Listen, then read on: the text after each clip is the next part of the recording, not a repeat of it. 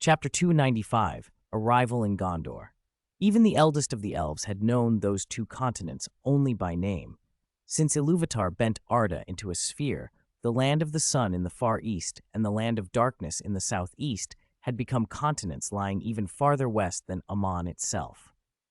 In theory, one could reach the land of the sun by sailing continuously westward, but not even Círdan, the greatest shipwright, had ever built a vessel stout enough to cross the open ocean to it. The waves out there were powerful enough to snap masts and shatter the strongest hulls. Now, with steam engines and steel shipbuilding, the sea-loving Teleri were attempting what had never been done, to find the land of the sun beyond the ocean, and perhaps even to circumnavigate Arda. Listening to Círdan describe the elves' maritime plans, Dewey clicked his tongue in private wonder. Had he, in some small way, ushered in an elven age of sail? He found himself curious about those legendary lands, whether humans or other peoples lived there. After more than a week at the Grey Havens and visits to Harland and Forlondon, Dewey and Arwen bade farewell to Círdan and boarded a large ship at Lune Bay, bound south for Pelargir, Gondor's greatest port.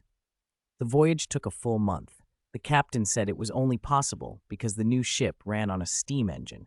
Under wind alone, even with favorable weather, the journey would have taken at least 2 months. The month at sea passed quickly. They went fishing from the ship, landed on small islands to explore, and sometimes swam beneath the waves. They used the bubblehead charm to breathe underwater, or simply took human transfiguration to replace their legs with fish tails and grow gills. When they did so, several Orni, merpeople who served the Maya Ase and his spouse Weenan, watched them with keen curiosity. Like Goldberry, the river spirit of the Withywindle, the Orni were sea spirits. Hair as white as flowers, fair skin, garments woven of soft water plants, and long, beautiful tails that let them move through the sea like phantoms without stirring a ripple. The Orni were fascinated by the two who had taken their likeness. Even when they learned it was magic, they were not distant. They were especially fond of Arwen. Her grandfather Arundel had been beloved by the sea people when he lived at the mouths of Sirion. They taught him shipcraft and swimming, gave him a cloak that never grew wet, and aided in the building of his ship Vingalot. They even guided him when he sailed toward Valinor. As Arendel's granddaughter, Arwen earned their affection too. They offered her pearl necklaces plucked from their own necks. Those pearls were said to be formed from the tears of the sea spirits themselves, far rarer than ordinary pearls, and as an odd aside, one of the ingredients for Felix Felicis. At last the ship rounded the headland and reached Pelargir in the Bay of Belfalis. They left the vessel and drove their carriage from the dock into the port city. Pelargir stands at the Anduin's mouth where the Cirith joins it, the base of Gondor's navy. Because of past pirate raids, the port's defenses were tight. Dewey and Arwen made no effort to hide themselves, so their arrival drew immediate attention. Arwen's otherworldly beauty and poise made most people step back in awkward reverence. Word soon reached the naval commander stationed there. When he learned Dewey's name, he did not take any chances and promptly invited them to be his guests. As a senior official of Gondor, he had heard of Duir. Of course, their regent had attended Dewey's wedding not long ago. Dewey accepted and went with Arwen to the commander's house. Hogwarts Sign-in System, location Gondor, Pelargir. Do you wish to sign in? The prompt he had been waiting for finally appeared. Dewey's eyes brightened. He confirmed immediately. Sign-in successful. Congratulations. You have obtained the method for making the sorting hat. Sorting hat? Dewey blinked, a little surprised. A sorting hat would be of no use to him here. There were no houses to assign, but he was intrigued by the artifact itself. A sentient, speaking hat that composed its own songs each year, that judged each student and assigned them to a house based on character and desire. This was more than enchanted clothing. Magical portraits were essentially animated recollections. They could converse only within the limits of their memories. The sorting hat, by contrast, created new songs, bantered, judged, and changed its tune every year. It approached the realm of alchemical life. If he could learn to make such a thing, he might be able to craft alchemical automatons and similar constructs, loyal, intelligent, and thinking magical assistants. Winning the method for the sorting hat made him feel the journey had been worthwhile. After several days touring Pelargir, Dewey and Arwen took a carriage north toward Minas Tirith. They traveled slowly, stopping whenever a view called to them. Their carriage was spacious and well-appointed, a bedroom, a sitting room, a kitchen, even a bathroom, so there was no need for inns. The winged horses that drew it were clever. They needed no driver, only a direction, and they would steer themselves. What would have been a 2 or 3 day trip stretched into half a month as they lingered to admire the countryside.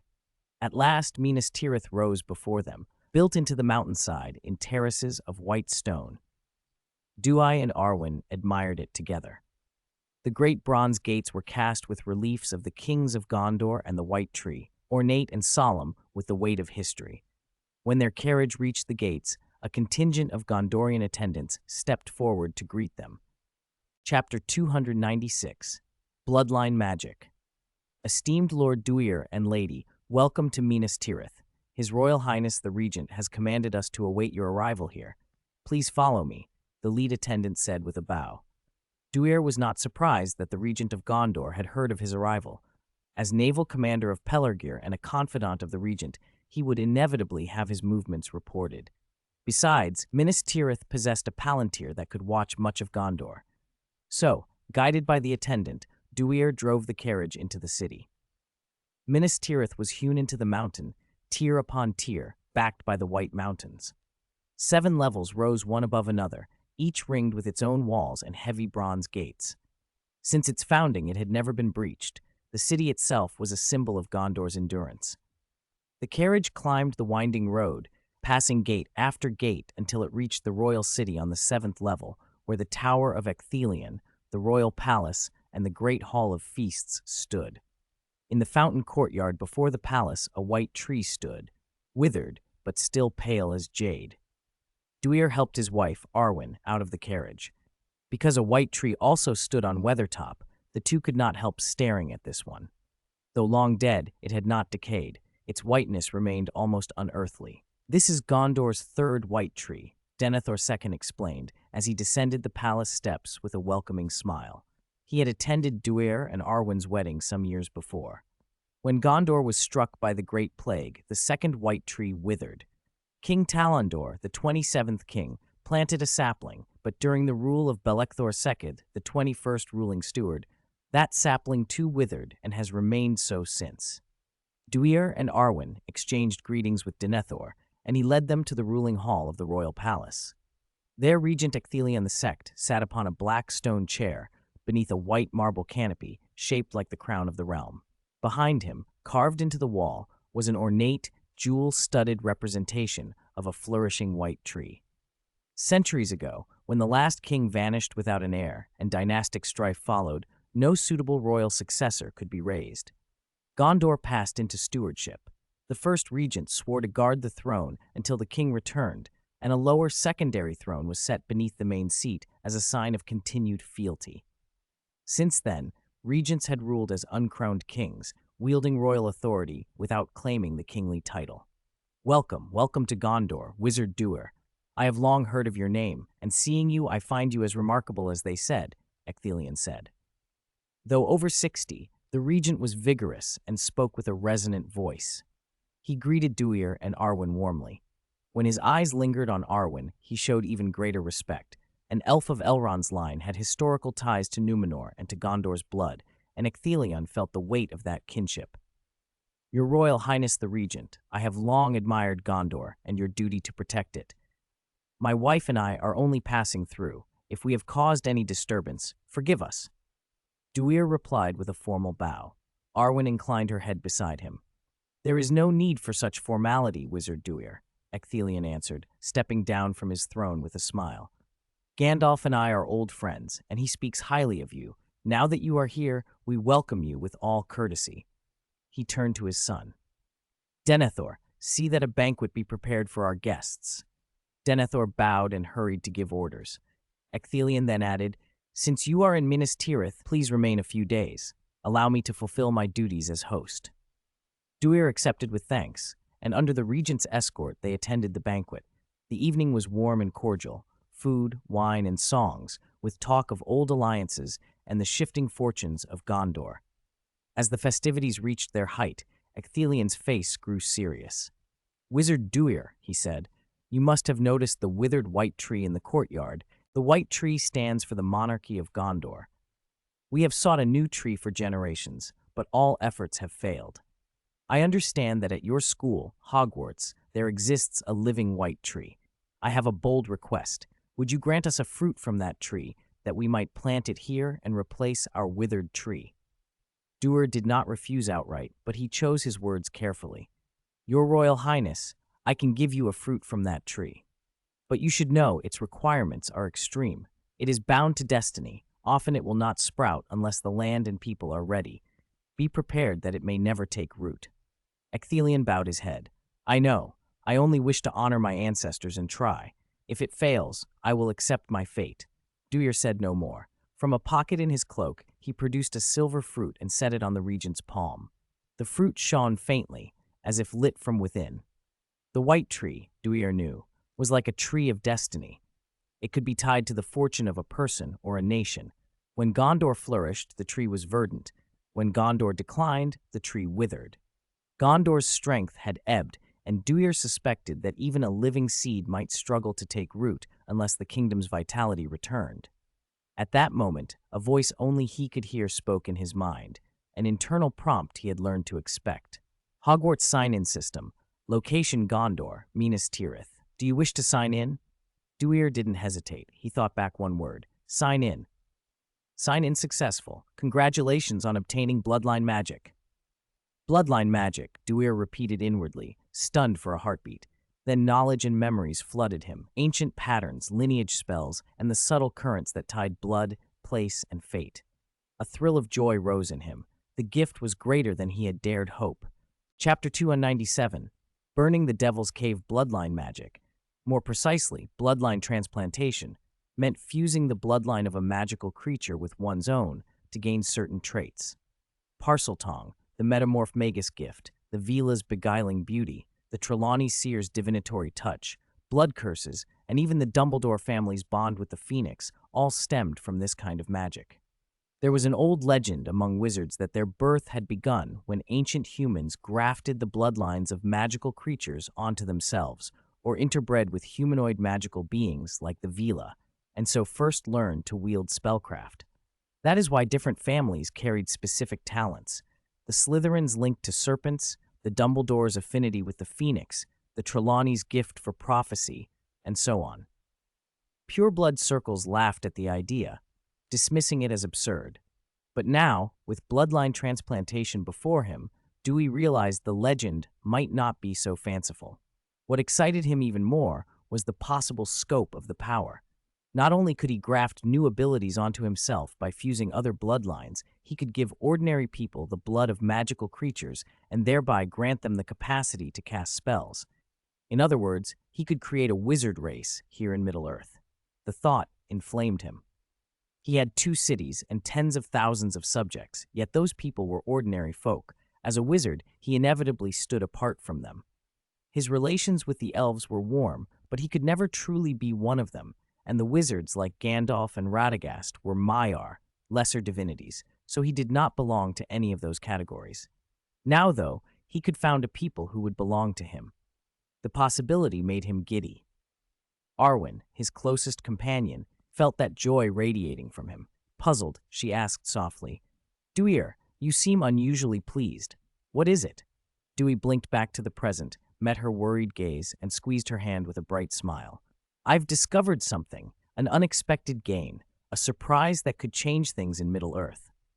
Arwen did not know the details, but seeing him so happy, she was happy for him too. After the banquet, they stayed the night in the royal palace. The next day, Regent Ecthelian II buried the white tree seed Dewey had given him beneath the roots of the withered tree, hoping it would take and renew Gondor. Dewey and Arwen watched the small ceremony in silence. Both felt the seed sink into a deep sleep. Even when they sprinkled fountain water, it showed no sign of stirring. They said nothing. History would later show that the seed would not awaken in Ecthelian's lifetime, nor during the rule of his son Denethor C. It would remain dormant until the far future, after Sauron's fall, when at last it would break the earth and sprout. For now, it lay sleeping. Accompanied by Denethor II, Duir and Arwen toured Minas Tirith's halls and sites for a week. Then, after a formal farewell to the regent, they set out by carriage for the north along the main road. They crossed the Gondorian plains and reached Osgiliath on the Anduin, once the realm's earliest capital straddling the river. A year earlier, Mordor's forces had poured from Minas Morgul and raided Osgiliath, then pushed on toward the capital. Only with the aid of Gandalf and the Rohirrim had the assault been repelled, and only the west bank of Osgiliath had been reclaimed. The east bank remained lost.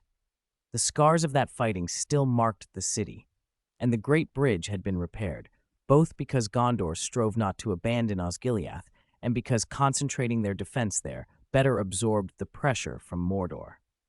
The garrison welcomed Duir and Arwen as guests. While in Osgiliath, Duir completed the formalities he needed and secured the manufacturing blueprint for a vanishing cabinet. As he prepared to leave for Rohan, a contingent of almost 1,000 orcs from Minas Morgul advanced to harass the city. The defenders drove them off with practiced skill. Such skirmishes were common, but watching the orcs sparked an idea in Duir. "Wait here, Arwen," he whispered. "I'll be back in a moment. I'm going to give those orcs a gift." Arwen did not try to stop him. She only cautioned softly, "Be careful. Don't put yourself in danger." He kissed her brow. "I'll be quick." Without another word, he shifted, taking the shape of a phoenix, a living streak of flame, and was gone. When he reappeared, he was over Minas Morgul. Perched in the Mountains of Shadow, Minas Morgul, once Minas Ithil, sister city to Minas Tirith, had fallen to Sauron and become a fortress of dread. Duir's sudden fiery form drew the attention of the Mordor sentries. They loosed a volley of arrows at the blazing bird. Duir assumed human shape again, hovering on his flying cloak, and without preface let loose fiendfire toward the fortress. This time he did not seek to tame it. He unleashed it as a force of pure destruction. Uncontrolled fiendfire ripped through the ramparts like a beast freed from its cage, devouring Mordor soldiers and burning anything flammable. Screams filled the air. The flames twisted into terrible shapes, dragons, Balrog-like shadows, basilisk-scorched tongues, and swelled with a hunger that even turned on Duir. He laughed, cold and sharp, and threw back the fiendfire that tried to consume its master. His intent was never to spare Minas Morgul's heart. With a single, precise blasting curse, he shattered the highest tower.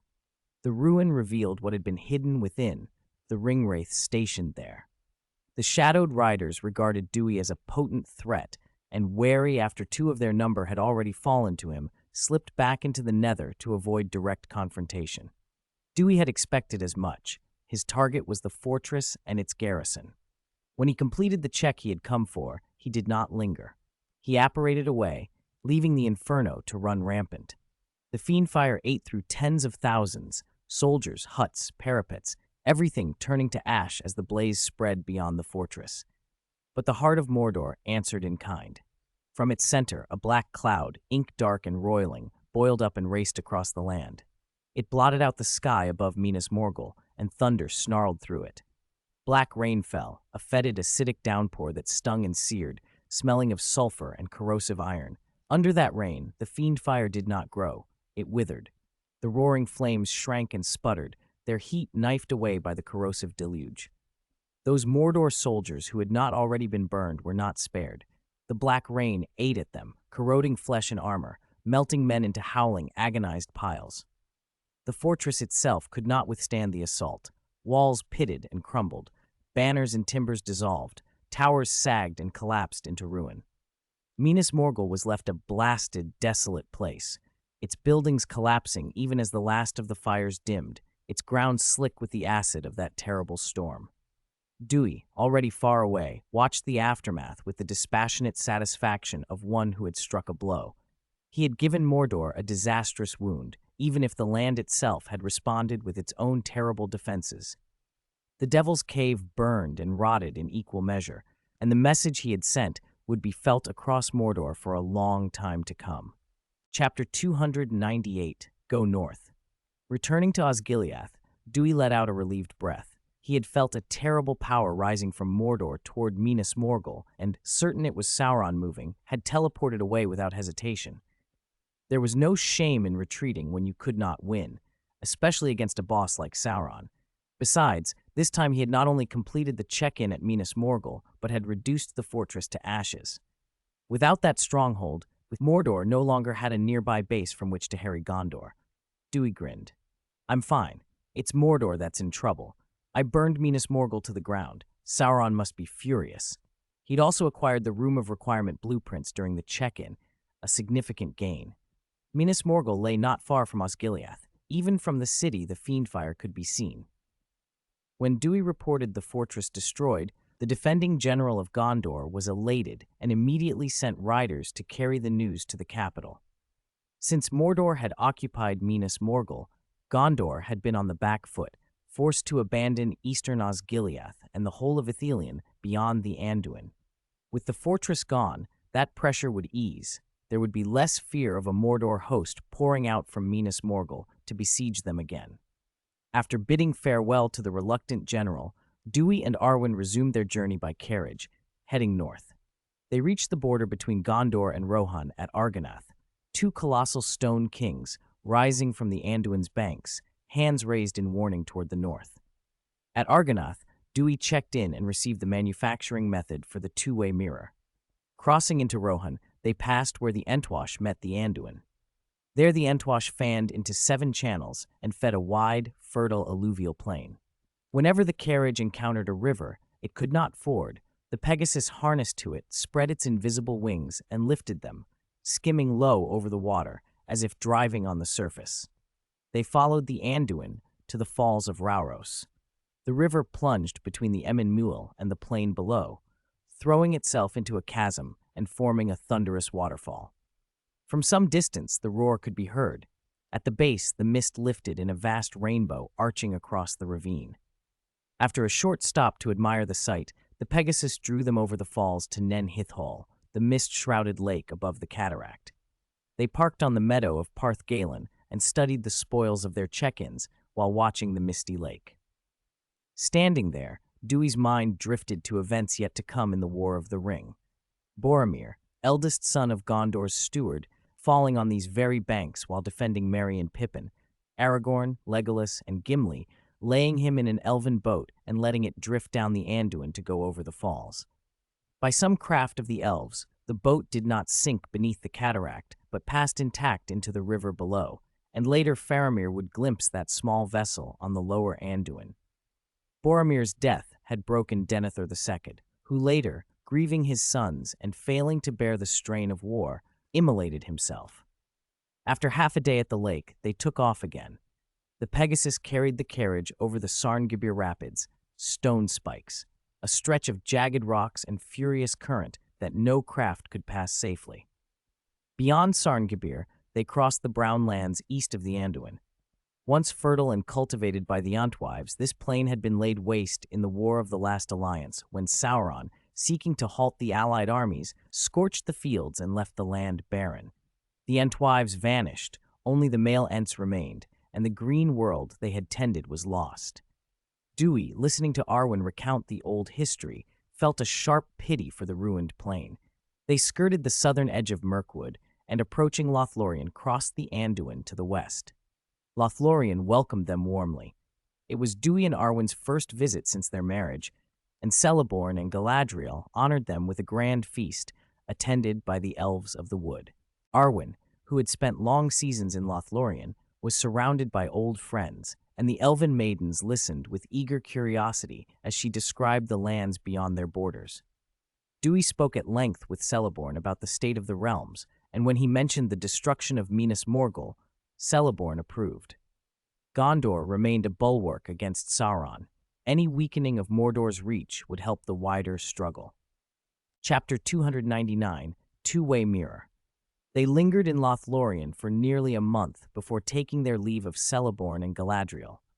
Crossing the Anduin, they traveled northward, making a detour to Mirkwood to see Radagast the Brown.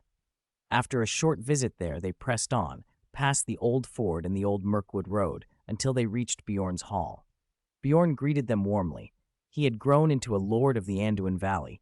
His lands now reached west to the foothills of the Misty Mountains, east to the edge of Mirkwood, north beyond the Carrick, and south past the Old Mirkwood Road.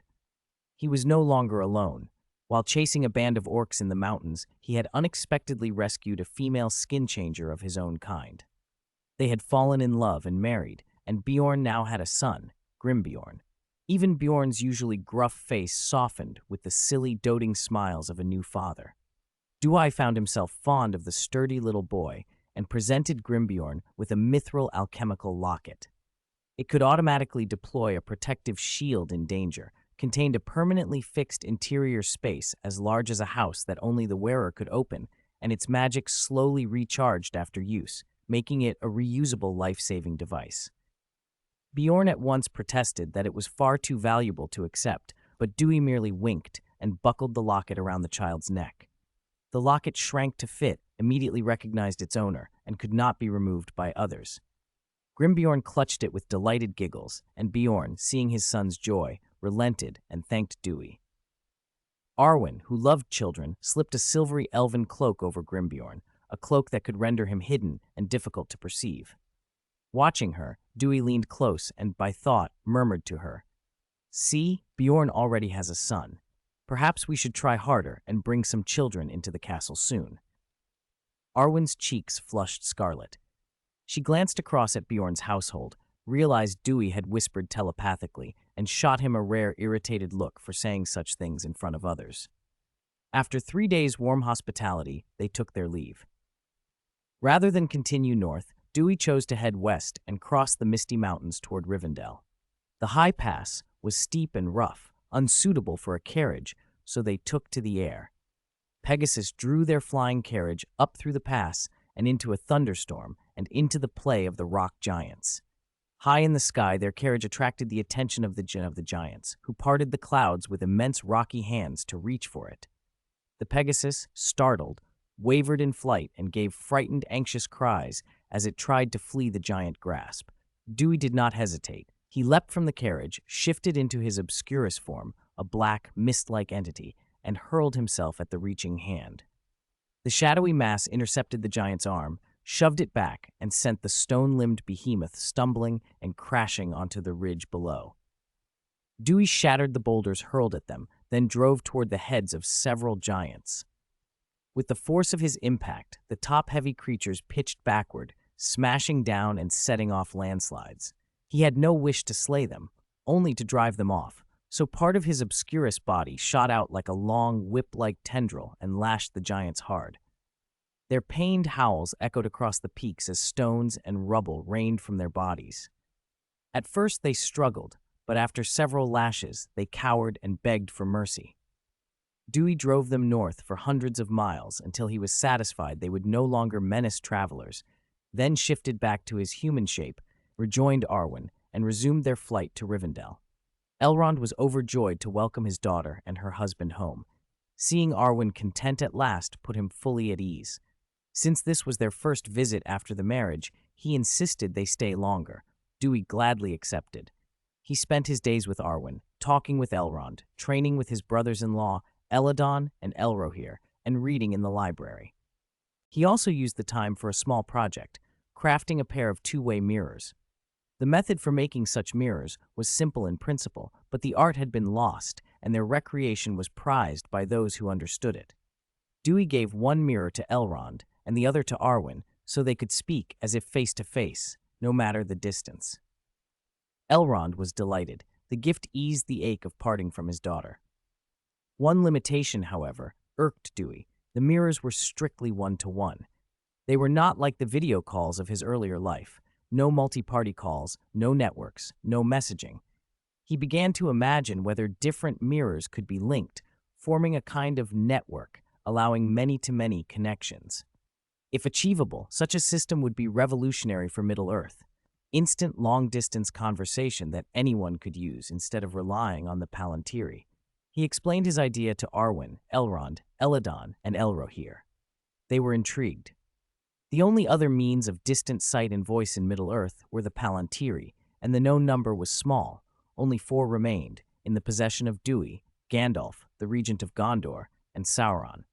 If two-way mirrors could be improved and made widely available, they might well replace the Palantiri as a common tool for long-range communication. Encouraged by their interest, Dewey began to sketch out how he might try to turn that possibility into reality. Chapter 300. Magic Phone? Elrond had truly earned his reputation as one of the wisest of Middle-earth. Under his guidance, the research on the two-way mirror advanced at a startling pace. Elladan, Elrohir, and Arwen all took part, lending their insight and encouragement. Duir, inspired by the way the Flu network worked, resolved to build a magic web, a network much like the internet from his former life, using the two-way mirrors as terminals so different mirrors could connect to one another. He even used the Resurrection Stone ring to summon Fëanor, the creator of the Palantir, and managed to graft some of the Palantir's capabilities into the two-way mirror. After a month of intensive, collaborative work, a new model of two-way mirror was born. On Duir's workbench, a row of palm-sized mirrors lay in neat formation. Each was glass-backed with a layer of mithril, reflecting images with astonishing clarity. Every detail was crisp. The mirrors sat in gold or silver frames, finely worked, almost like miniature works of art. Duir picked one up and spoke softly into it. "Mirror, connect me to Arwen." "Yes, master," replied a small, cartoonish baby dragon that sprang into being inside the glass. The next instant, Arwen's face filled the mirror. "Duir, you've finished?" she asked. He nodded, a touch of pride in his voice. "It's finished. The two-way mirror technology is mature. They can do one-to-one and one-to-many connections, save images, text, and sound locally for private viewing, or upload them to the magic web for others to see and discuss." There were more functions than he could list at once, but with Duir's improvements, these mirrors were effectively the smartphones of his previous life, and in many ways, superior. Each mirror housed a mirror spirit, like the baby dragon that had just appeared, an intelligent, obedient presence. Give a command, and the spirit would take care of it, a tiny household steward living inside the glass and the network. Arwen, who had come to the workshop after hearing Duir, looked at the row of mirrors with admiration. Though she had expected success, she could not help but be impressed and proud of her husband. "Duir, you are remarkable. This is no less significant than the Flu network. If every corner of Middle-earth could own a two-way mirror, it would change everything." Duir smiled but shook his head. "It won't be easy to make them widespread. Each mirror has to be made by hand. Producing large numbers will be difficult unless we can find a way to mass-produce them." He had made only 10 mirrors in that first month, plus the mirrors he'd already given to Arwen and Elrond, 12 in total. Arwen encouraged him gently. "You've done very well. There's time. We don't need to rush. A way will be found." Her eyes then fell on a large, upright golden mirror in the corner. "Duir, what is this?" "This is the Master Mirror," Duir answered. "It stores the information and data for all the mirrors. It's the hub for mirror interactions. With it, every mirror can connect and share text, images, and sound." He did not mention the more delicate functions out loud. The Master Mirror could monitor and locate other mirrors. Duir had thought of the what-ifs. If someone ever misused the mirrors, he could cut off or block a specific mirror through the Master Mirror, rendering it useless. He could, if necessary, listen in on communications. The Master Mirror had been the most time-consuming and demanding part of the project. In essence, it was the central server of the magic web, the network's core. After the first batch was finished, Duir sat down to decide who should receive mirrors. Elrond and Arwen already had them. His brothers-in-law, Elladan and Elrohir, were obvious recipients, as were Arwen's grandparents, Galadriel and Celeborn. Bilbo and Gandalf were essential. His own subordinates, Mayor Luke and Lucky, and Brog, chieftain of the Blacklanders, needed them for constant contact. That made 9 people, but there had only 10 mirrors in that batch, leaving out friends such as Beorn the Skin Changer, the Elven Prince Legolas, and the Dwarf Lord Balin. Strategic allies also mattered. The 2 blue wizards of the Far East, Rumastamo and Moranetar, the brown wizard Radagast, Bard of Laketown, Thorin, King Under the Mountain, Thengel, King of Rohan, and the Regent of Gondor. Realizing he needed many more mirrors, Duir spent another month producing 30 additional units. He then dispatched them across Middle-earth by owl messengers. Nearer home, at Bag End, Bilbo was preparing lunch at noon. He was frying sausages when a tapping sounded at the window. Peering out, he saw a large, snowy owl pecking at the glass as though it were knocking. Bilbo was surprised. He remembered Duir's owls kept at the castle tower. Had Duir sent him a letter? He opened his door and went to the window. "Little fellow, has Duir sent you?" he asked softly of the pure white bird. The snowy owl hooted once in reply and lifted one leg.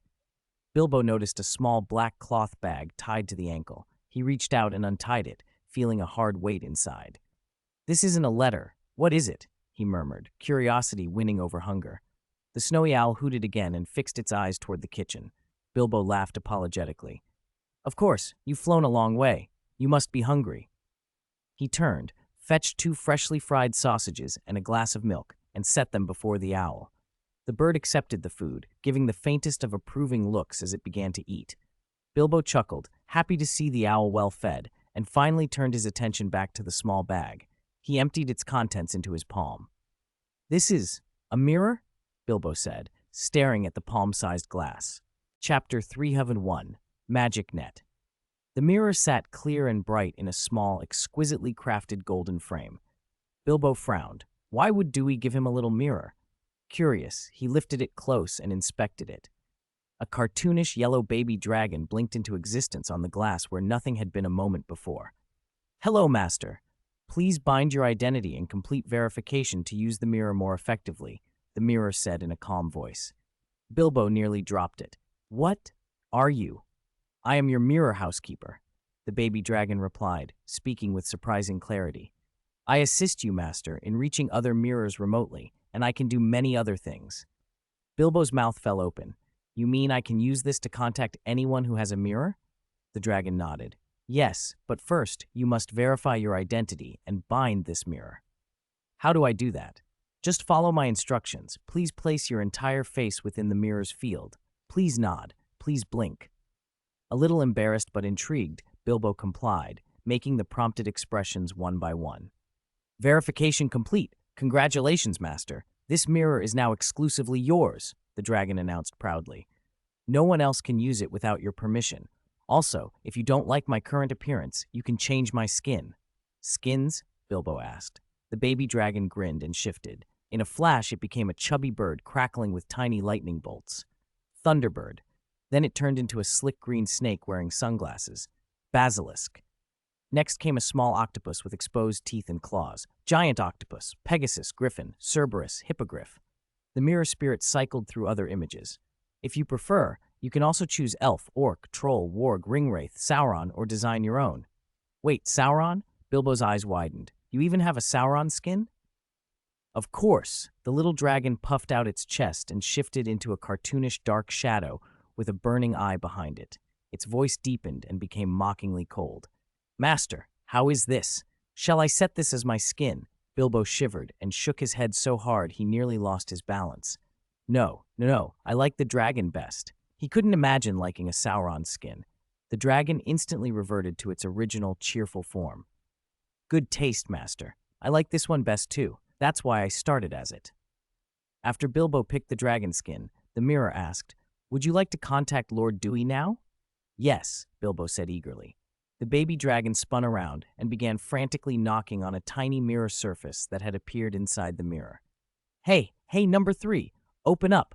My master, Mr. Bilbo Baggins, wants to video call Lord Dewey." Another golden dragon popped halfway out of the small mirror and, with comic force, punched the first one, which went dazed and saw stars, literally. "Don't rush. If you break the screen, will you pay for it? My master is on another call. Wait your turn." Bilbo shrank a little at the sight of the sprawled dragon and the irritated one above it. Not all mirror spirits were so obliging, apparently. Still, within moments, the mirror within the mirror expanded and merged with the outer glass. The dragons vanished, and Dewey's smiling face filled the surface. "Long time no see, Bilbo," Dewey said. "I've given you a 2-way mirror. You can use it to contact me, Gandalf Balin, anyone at any time. If we're busy, leave a message and the mirror spirit will notify us." "This is wonderful, Dewey. Thank you," Bilbo beamed. He felt that having Dewey as a friend and benefactor was the luckiest thing in his life. He had already been given an elixir of immortality that added 10 years to his life and halted his aging for that decade. Dewey had promised to give him another bottle every 10th birthday after that. Compared to such a gift, the mirror seemed modest, though useful and precious. Gratitude warmed Bilbo's chest as he chatted with Dewey for a while before ending the call. Once the mirrors began to be delivered, messages poured in to Dewey as recipients discovered their new devices. Owl messengers from Hogwarts set out, bearing mirrors to every corner: Lothlorien, Mirkwood, Dale Erebor, Moria, Rohan, Gondor. Under the guidance of their mirror spirits, everyone learned the tool's functions. Gandalf, riding Shadowfax through Enedwaith, received his and played with it for a long time, delighted. He set the mirror spirit to a dynamic skin that changed daily so it never felt the same, and he even accepted the Sauron image with a smug chuckle, saying to Dewey that if Sauron knew about it, he'd be half dead with rage. Legolas chose a Thunderbird skin. Bjorn favored Cerberus. Balin, with his own peculiar taste, set his to an orc and grinned as the spirit, now Azog in appearance, called him Master. Beyond skins, people discovered messaging, group creation, and sharing, features that turned the mirrors into a growing magic network. Balin took to sharing snapshots of Moria, the shimmer of Mind Mithril, the roaring feast halls, earning likes and comments. Bjorn transformed into a giant bear and recorded clashes with orc warbands in the Misty Mountains. King Thengel of Rohan posted videos of cavalry drives and hunts across the plains. Denethor stood atop the White Tower and captured sweeping views of Minas Tirith. The once blank magic network came alive with posts, images, and conversations. Strangers became connected. The Regent of Gondor and Lord Balin even met on the network and struck a deal. Gondor would import mithril from Moria to forge the finest weapons the age had seen. While the magic web buzzed with activity, Dewey had another plan simmering. He summoned his butler, Edward, a young man who had come of age, carried himself with steady competence, and managed the castle impeccably, and asked him directly, "Edward, would you like to become a wizard?" Chapter 302, Blood Fusion Potion. Edward's face jumped at the words, disbelief flickering in his eyes. "My lord, are you saying I can become a wizard and use magic like you?"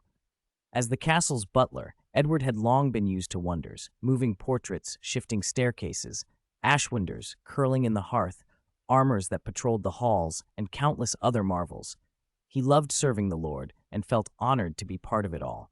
But having seen so much, a yearning had quietly taken root in him. He was like a mortal who'd wandered into a fairyland. Once he'd seen the wonders, how could he content himself with ordinary life? He had also learned that magic was usually the birthright of a few, determined by inborn aptitude. He had assumed he lacked that talent, burying his longing and tending to his duties. Now the Lord was offering him a chance to change that. Edward felt as if he were dreaming.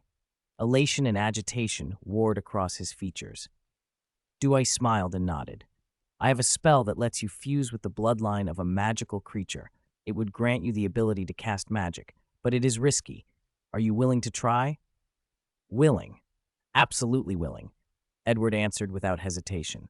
If there was even a sliver of a chance to become a wizard and wave a wand like Dewey, he would take it.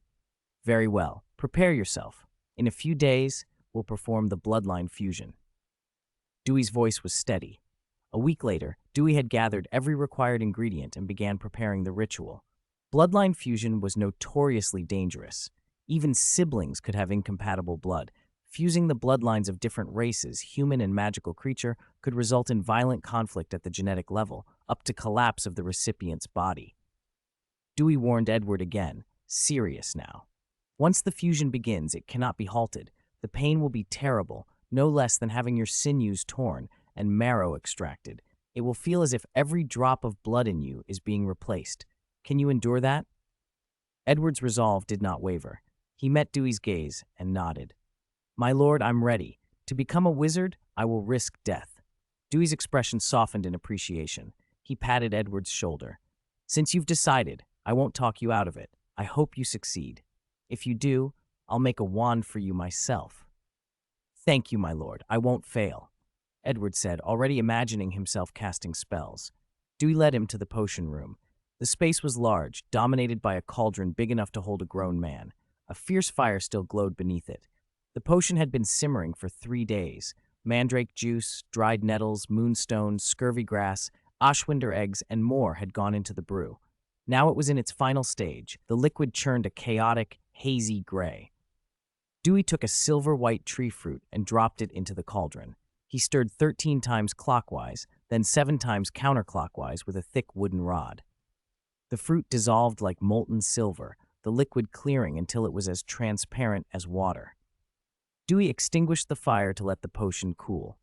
When it had reached room temperature, he brought out a large barrel of dragon blood from the refrigerated chamber and poured it all into the cauldron until it was 2/3 full. The clear liquid took on the dragon blood's crimson and began to boil again.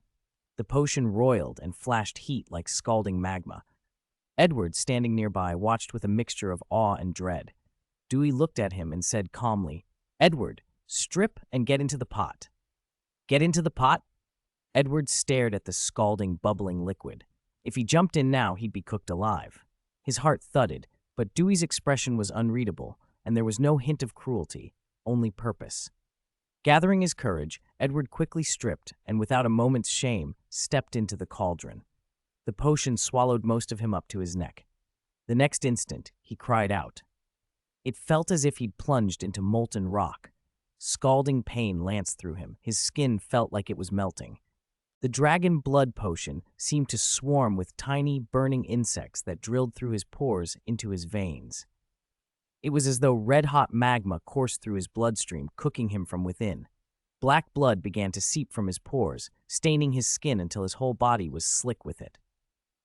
Edward screamed and thrashed, trying to climb out, but Dewey pressed a hand to the rim and shoved him back gently but firmly. "No," Dewey said. "If the process is interrupted, it will fail. Failure means death." The truth of that held the room in a cold silence. Edward subsided, groaning with effort, and let the ritual take its course. Time blurred. The potion gradually cooled, its violent boil slowed, and its color paled. Edward's strength ebbed. The black blood that bled from him thickened, encrusting his limbs until it formed a dark cocoon around his body. At last, the potion room fell silent. The heat faded, only the sound of slow breathing remained. Then the cocoon moved. 2 hands bursted open, and a figure pushed free, a naked Edward, gasping and lifted like something reborn from a shell. He clambered out of the cauldron, drenched and shaking, a creature remade. His frame had filled out, muscles coiling where they had been thin before. His pupils shone gold, sharp and predatory, like a dragon's. "My lord," Edward rasped, breath coming fast, half fear and half wonder. "Did I succeed?" Chapter 303. Become a Wizard. Dewey didn't answer right away. He simply watched Edward stand in the cauldron, blood from the transformation slicking his skin. Scourgify. With a casual flick of his wrist, Dewey wiped the blood from Edward's body and cleared the residue from the cauldron. He then summoned Edward's clothes and tossed them into the basin. "Put them on before we talk. I don't want to see a naked man climb out of my cauldron." Once Edward was dressed and climbed out, Dewey noticed more than just the dried blood gone. Edward seemed stronger and a little taller. He stepped toward Dewey with a hesitant, anxious expression. Dewey took a wand from his pocket and handed it to him. "Try it." Edward cradled the wand as if it were priceless and fragile. His hands trembled with excitement and fear. He performed the motion with careful reverence. Lumos. Dewey arched a brow at the precision of the movement. A point of light flared at the tip of the wand, then sputtered and died, like a poor connection. Still, Edward's reaction was one of pure joy. Tears filled his eyes as he looked at Dewey in disbelief. "Sir, did I really do that? Am I dreaming?" Dewey smiled, remembering his own first awakening to magic. "Congratulations, that was a successful casting. You're a wizard now." Through Dewey's magical perception, he could see the dragon blood integrated into Edward's body had formed a fledgling magical circulation. Edward's power wasn't great, less than a typical elf, but it was real. When Dewey confirmed it, Edward wept openly with happiness and began repeatedly waving the wand, making the lumos glow again and again. His grin grew wider. Emboldened, he tried another spell. Incendio! Flames erupted uncontrollably. Startled, Edward fumbled and tried to put them out, but had no idea how. Dewey waved his hand and snuffed the fire. He shook his head with a rueful expression. "Don't be nervous. Your movement was excellent. The problem is the wand. It's not properly attuned to you, so the magic was unstable. And because you carry dragon blood, your talent for fire is exceptional," Dewey added. "If you focus on fire magic, you could become a specialist, possibly even a master of flame." Edward's chest swelled with hope. Dewey clapped once. All right, now that you've transformed, go to the library and read the basics. I'll make a proper wand for you. Thank you, Sir Dewey. If not for you, the troll would have eaten me. I wouldn't be a wizard. Edward dropped to one knee, gratitude plain in every line of his face. Dewey could see the sincerity and helped him up. No need for theatrics. I know your loyalty. Now that you have magic, serve me well and help guard this castle. Yes, sir. Edward's voice was solemn. Over the next week, Dewey crafted a wand tailored to Edward, 12¼ inches of oak with a dragon heartstring core. With his own wand in hand, Edward threw himself into studying magic. Dewey opened the library's spellbooks to him and allowed him to ask questions of either himself or his portrait when uncertain. Edward's progress was rapid. In just over a month, he mastered most basic spells. The castle now had a wizard butler. Edward kept his wand nearly constantly in hand. When directing servants, he often displayed it almost unconsciously. He rushed to help wherever he could, zapping away dust, lighting fireplaces, levitating objects, repairing broken things. Word spread quickly through the castle and down into the town. Butler Edward, once an ordinary man with no magic, had become a wizard overnight. Edward, with Dewey's permission, explained how it had happened. The idea that Dewey could grant magic to an ordinary person astonished people and sparked envy. Magic was the one thing countless folk dreamed of but believed was beyond reach. Many now yearned for Dewey's favor and the chance to become wizards themselves. Mayor Luke of Hogsmeade and Mayor Ratch of Bree City heard the news and came to the castle at once, eyes bright with longing. They had both built their cities to power and prominence, status and wealth they already possessed in abundance. The only thing they had never been able to touch was the wonder of their lord's magic. Until now, they had suppressed that desire as impossible. But Edward's sudden transformation had shattered that assumption. You want to become wizards too? Dewey asked, surprised, as the two men knelt before him. Luke bowed his head earnestly. Sir, I know this is an excessive request, but I have no other wish. I simply want to experience magic. I am willing to pay any price. Ratch didn't hesitate to echo him.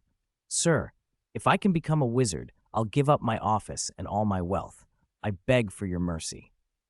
Dewey was taken aback. He knew Ratch prized wealth and power above all else. He never expected him to surrender those for magic. It was extraordinary. He studied the two men kneeling, their faces hopeful and anxious, then gave a small, amused smile. I can agree to your request. He paused, then added a warning. But turning someone into a wizard requires enduring pain beyond what ordinary people can bear, like having your tendons pulled and your marrow drawn out.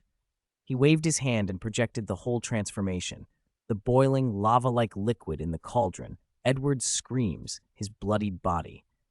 Both men stared, horrified. The image looked as if a person were being boiled alive. The heat alone seemed enough to sear flesh. Luke's horror flickered, but then steadied into resolve. Sir, I am willing to take that risk. Ratch hesitated only a moment before setting his fear aside. Sir, I will take that risk too, if it means I can become a wizard. Dewey dispelled the image and smiled again. Since you're so determined, I will grant you your wish. Chapter 303, The Library. In a separate room, a large cauldron sat over a roaring fire, the potion inside boiling furiously. Dewey put out the flames and waited until the cauldron had cooled, then poured in 2 large barrels of dragon blood, stirring constantly. The dragon blood and the potion reacted violently as they fused, churning like molten rock and giving off a heat so intense it could have cooked a pig instantly. Mayor Luke and Ratch, who stood watching nearby, felt their stomachs drop and cold sweat break out. Even though the Lord had shown them images beforehand and they had prepared, seeing it in person still made their hearts pound with fear. All right, you two, take off your clothes and get into the cauldron together, Dewey said. He had switched to a larger cauldron this time, big enough for 2 people. The 2 men exchanged glances, drew deep breaths as if facing death, and began to undress. Dewey turned away. He had no interest in seeing 2 elderly men naked. If not for the fact that cotton and linen could cause terrible complications in the potion and even ruin it, he wouldn't have made them strip at all. They quickly undressed, climbed onto a high stool, gritted their teeth, and jumped in together. With 2 splashes, most of their bodies were submerged, only their heads above the surface. Their faces contorted instantly with agony, as if plunged into magma. Luke bit down and managed to groan through the pain. Bree City's Mayor Ratch emitted a high, pig-like shriek that echoed through the empty room and even out into the grounds. Edward, the butler, busy in the castle, heard the cry and gave a satisfied little smile, feeling a grim pleasure that the pain others were enduring matched what he had once suffered. Arwen, who was watering flowers in the garden, paused when she heard the shrieks, shook her head, and kept watering. She was surprised by this method of granting magic to ordinary people, and, knowing her husband was training more wizards, she fully supported it, collecting more potion ingredients for Dewey and helping him from behind the scenes. In the cauldron, Luke endured the agony while Ratch cried and thrashed, trying to get out. The scalding potion felt like it was seeping through their pores, invading veins, pooling in their hearts and bones. It scorched their internal organs, forcing endless streams of black blood out from eyes, ears, nose, and pores. Seeing Ratch still struggle, Dewey flicked his wand and conjured a wooden mallet, tapping Ratch back down like a whack-a-mole so the process could continue. Slowly, the two men became encased in thick blood cocoons and lay perfectly still. The potion had been absorbed, only diluted red stains remained on the surface. At last, both broke out of their cocoons and gulped in fresh air. "Aye! Have I become younger?" Ratch exclaimed, rubbing his skin in disbelief. The man who had been near 60, all wrinkles and age spots, now looked 20 years younger, vigorous and closer to 40. Luke, who had been middle-aged, now appeared to be in his early 30s. Both stared at themselves and at each other, so surprised they didn't notice their nakedness. Dewey couldn't put up with the spectacle. He flicked his wrist and cast a scouring charm, again cleansing their bodies and the cauldron of all stains, then tossed their discarded clothes into the cauldron. "All right, stop staring. Put on your clothes and come out." "Ah! Oh!" The two blinked back to themselves, hastily dressed in their clothes with beaming faces. They had not expected such a windfall. Losing 20 years of age was an astonishing gift. As they emerged, Ratch asked eagerly, "Lord, are we wizards now?" Luke looked at Dewey with hope and a touch of anxiety.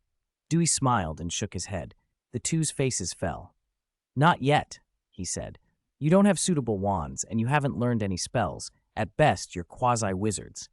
"Phew," both exhaled in relief. Dewey didn't prolong their nerves. He reached into his pocket and produced 2 wands, handing them over. "Use these for now. Go to the library and look for standard spellbooks, or consult Butler Edward. He learned the basics before you and can give guidance. If you can't find what you need, ask my portrait, or come to me when I have time." Heim. The wands were simple, maw-long wood shafts with elf hair cores, universal wands Dewey had made in his spare time.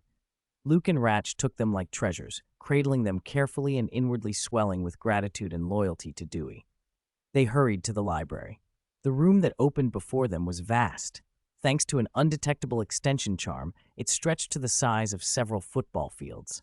Rows of high bookshelves were packed with volumes from every quarter: Elf, Dwarf, Númenórean, even Orc and Mordor tomes.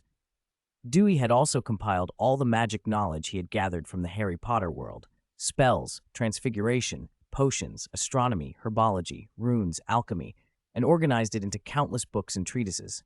The most dangerous dark arts texts, like Secrets of the Darkest Art and Curses and Counter-Curses, were set aside in a restricted section accessible only to Dewey or by his explicit permission. Books fluttered and hovered like birds, and quills scrawled across parchment as they moved through the stacks. The two men stood stunned, uncertain where to begin. Directly facing the entrance on a golden desk, a quill was writing rapidly in a blank book. Luke and Ratch looked at one another like inexperienced novices, unsure which volumes were right for their first steps into magic. Chapter 305, Wizarding World Vision. Just then, the butler Edward came in from outside. Seeing the two men's flustered faces, a smile flickered in his eyes. "Mayor Luke, Mayor Ratch, are you looking for books?" he asked. At the sight of Edward, both men seemed to find an anchor and hurried toward him. "Butler Edward, it's so good to see you. Lord Duir allowed us to come and search the library for spell books, but we didn't expect there to be so many. We have no idea where to begin. Could you show us?" Edward waved a hand. Guidance is too grand a word. I only started studying magic a little earlier than you. When I first came, I was just as lost. I only figured things out slowly. He led them to the desk. This is your first time encountering magic. Don't try to master profound spells right away. The deeper the magic, the more dangerous. One careless mistake can cause irreversible accidents. I recommend you start with the basics. He named a few titles. Read books like Standard Book of Spells, Grade 1, Magical Theory, The Dark Forces, A Guide to Self-Protection, and A Beginner's Guide to Transfiguration. If you're interested in potion making, try Magical Drafts and Potions and 1,000 Magical Herbs and Fungi. But don't attempt brewing on your own without guidance. That's hazardous. The mayors nodded eagerly. We have no experience at all. We'll follow your advice, Butler Edward. Edward relaxed at their willingness. If they had been determined to rush into powerful magic, he would have refused. Such people were unfit to bear the Lord's gift. After more than a month of study, Edward had come to understand how vast magic was and how little he knew. He felt awe and caution toward it, and an even deeper reverence for the Lord's power. The knowledge they were receiving all came from the Lord. Even the quill that kept writing at the counter did so because the Lord was pouring his memories and knowledge into it, constantly creating new books and expanding the library. Edward steeled himself and addressed the quill respectfully. Lord Quill, we need to borrow Standard Book of Spells Grade 1, Magical Theory, The Dark Forces, A Guide to Self-Protection, and A Beginner's Guide to Transfiguration. Thank you.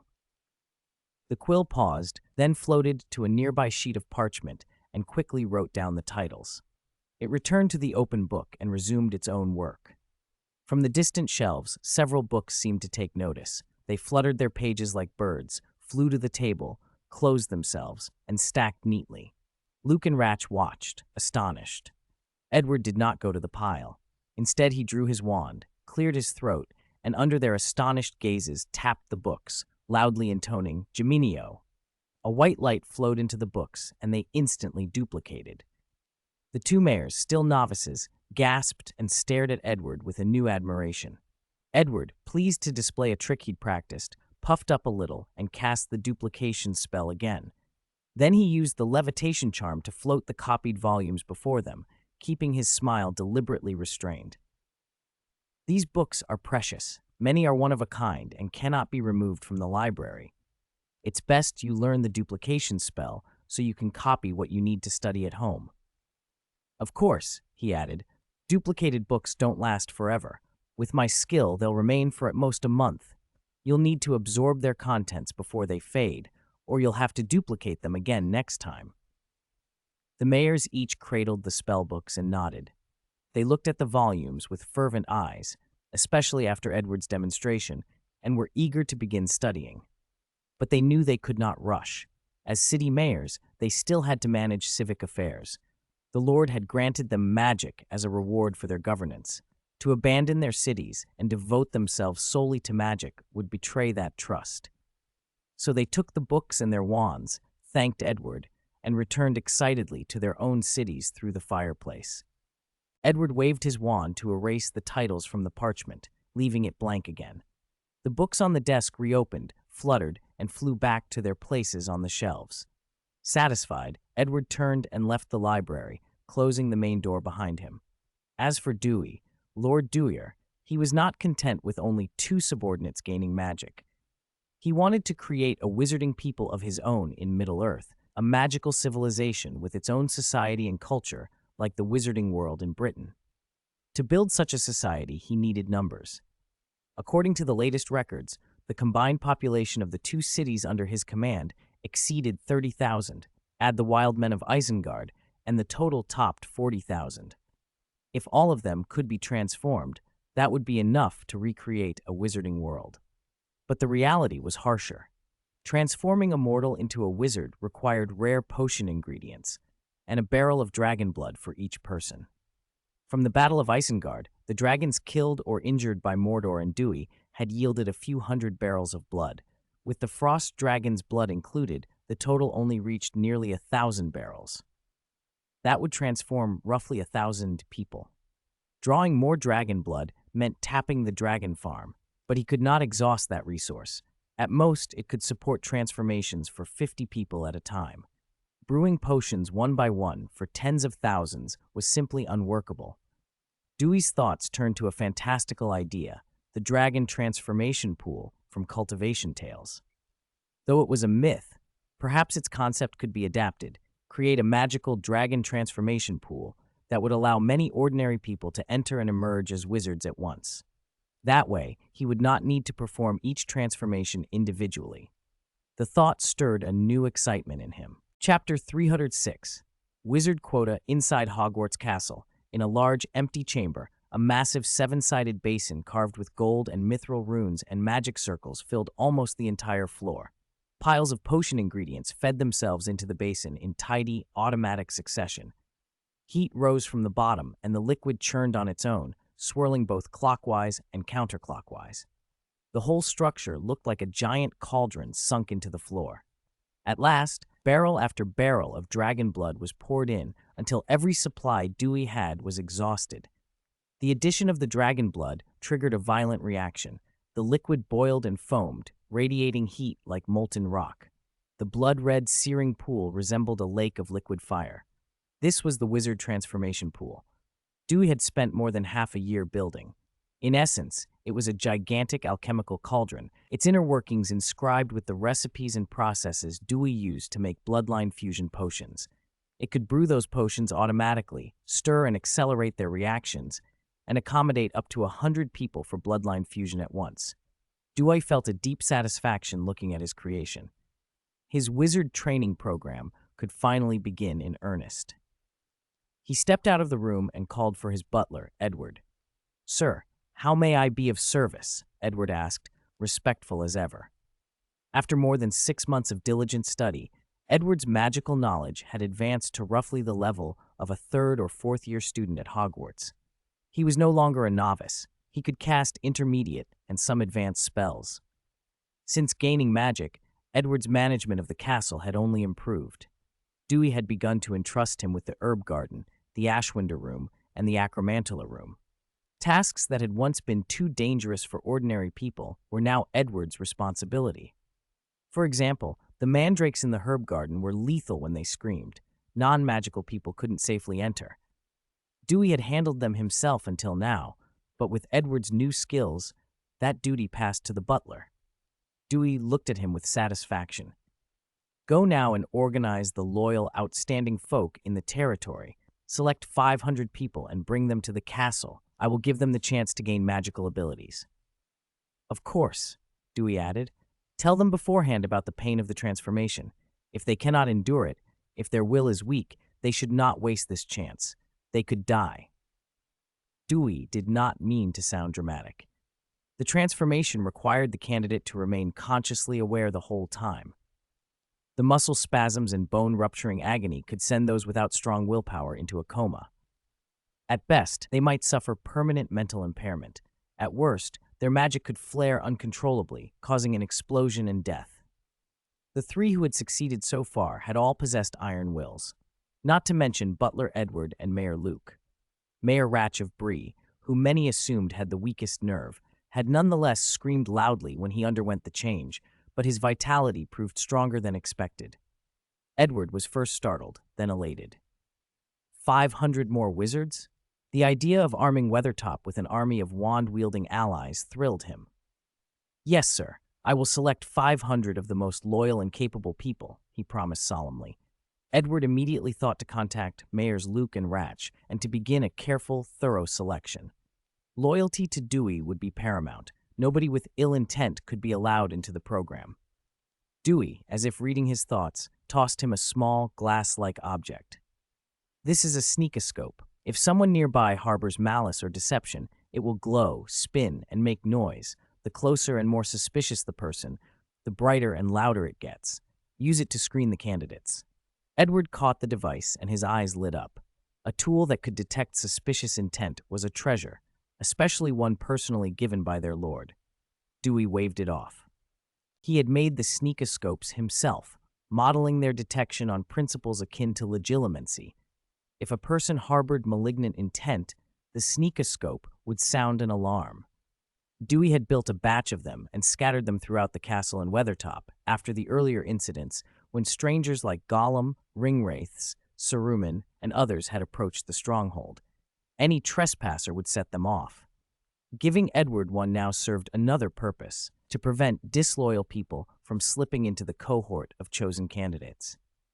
Most citizens of Hogsmeade and Bree had come to the region from all over Eriador, seeking refuge. Dewey could not be certain every heart was truly loyal. Those who weren't would not be expelled as long as they behaved, but they would not be given the chance to transform into wizards. That privilege would be reserved for those he could trust. The news spread quickly to Hogsmeade and Bree. Edward contacted Mayors Luke and Ratch at once.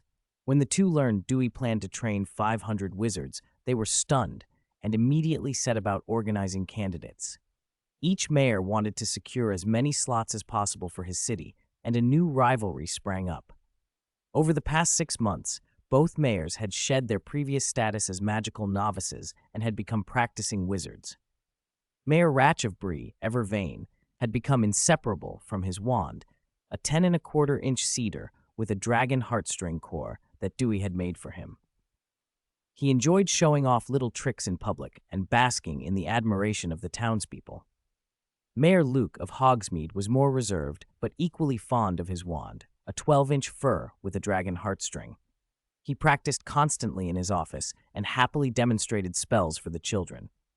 When the mayors returned to their towns with the news, they had learned magic and announced the selection of 500 wizard slots on the public boards. Uproar followed. The opportunity to gain magical power under Dewey's patronage sparked a frenzy. Everyone wanted in. People queued to sign up, hoping for the chance to rise above ordinary life and walk the world with a wand in hand. Chapter 307, Assessment. After consulting with the two mayors, Butler Edward did not reject anyone who wanted to sign up. Still, he set up several tests to measure courage, willpower, and loyalty to narrow down the final candidates. With the highest mastery of magic among them, Edward created a wall of flames in the town squares of both cities. Only those who could pass through the fire barrier would advance to the next stage. When someone thrust a wooden stick into the flames, the piece of wood turned to ash in an instant. The crowd sucked in a collective breath. This was definitely real fire, not an illusion. Nearly half the people immediately backed away.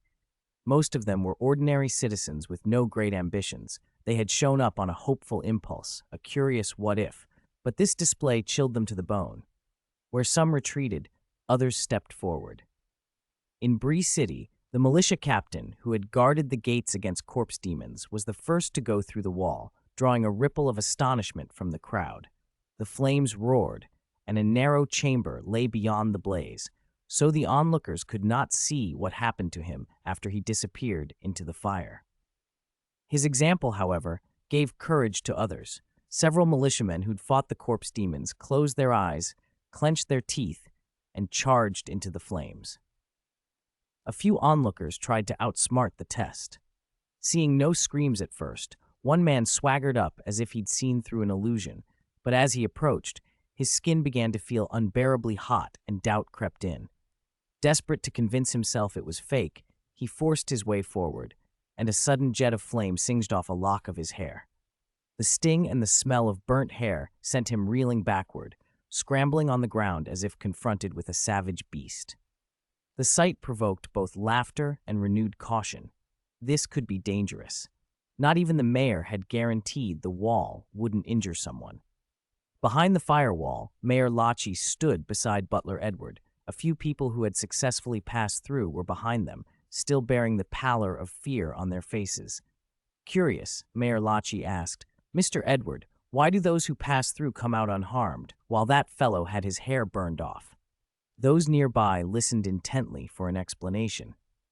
Edward smiled and, with a hint of pride, explained, "This is an improved flame charm taught to me by Lord Duir. It's meant to test courage. If someone has enough nerve and rushes straight through, they'll feel the heat but won't be harmed. If they hesitate, though, it acts like real fire. The pain is real." Mayor Ratch's brow creased with concern. "Will this hurt them?" Edward shook his head confidently. "No cause for worry. The effect is temporary. Once they leave the barrier, The pain quickly fades. It won't cause serious burns. At worst, it'll singe body hair. Ratch relaxed and then, with a flash of envy, eyed Edward. It was clear he coveted the butler's magic. Edward seemed to enjoy the effect his position had.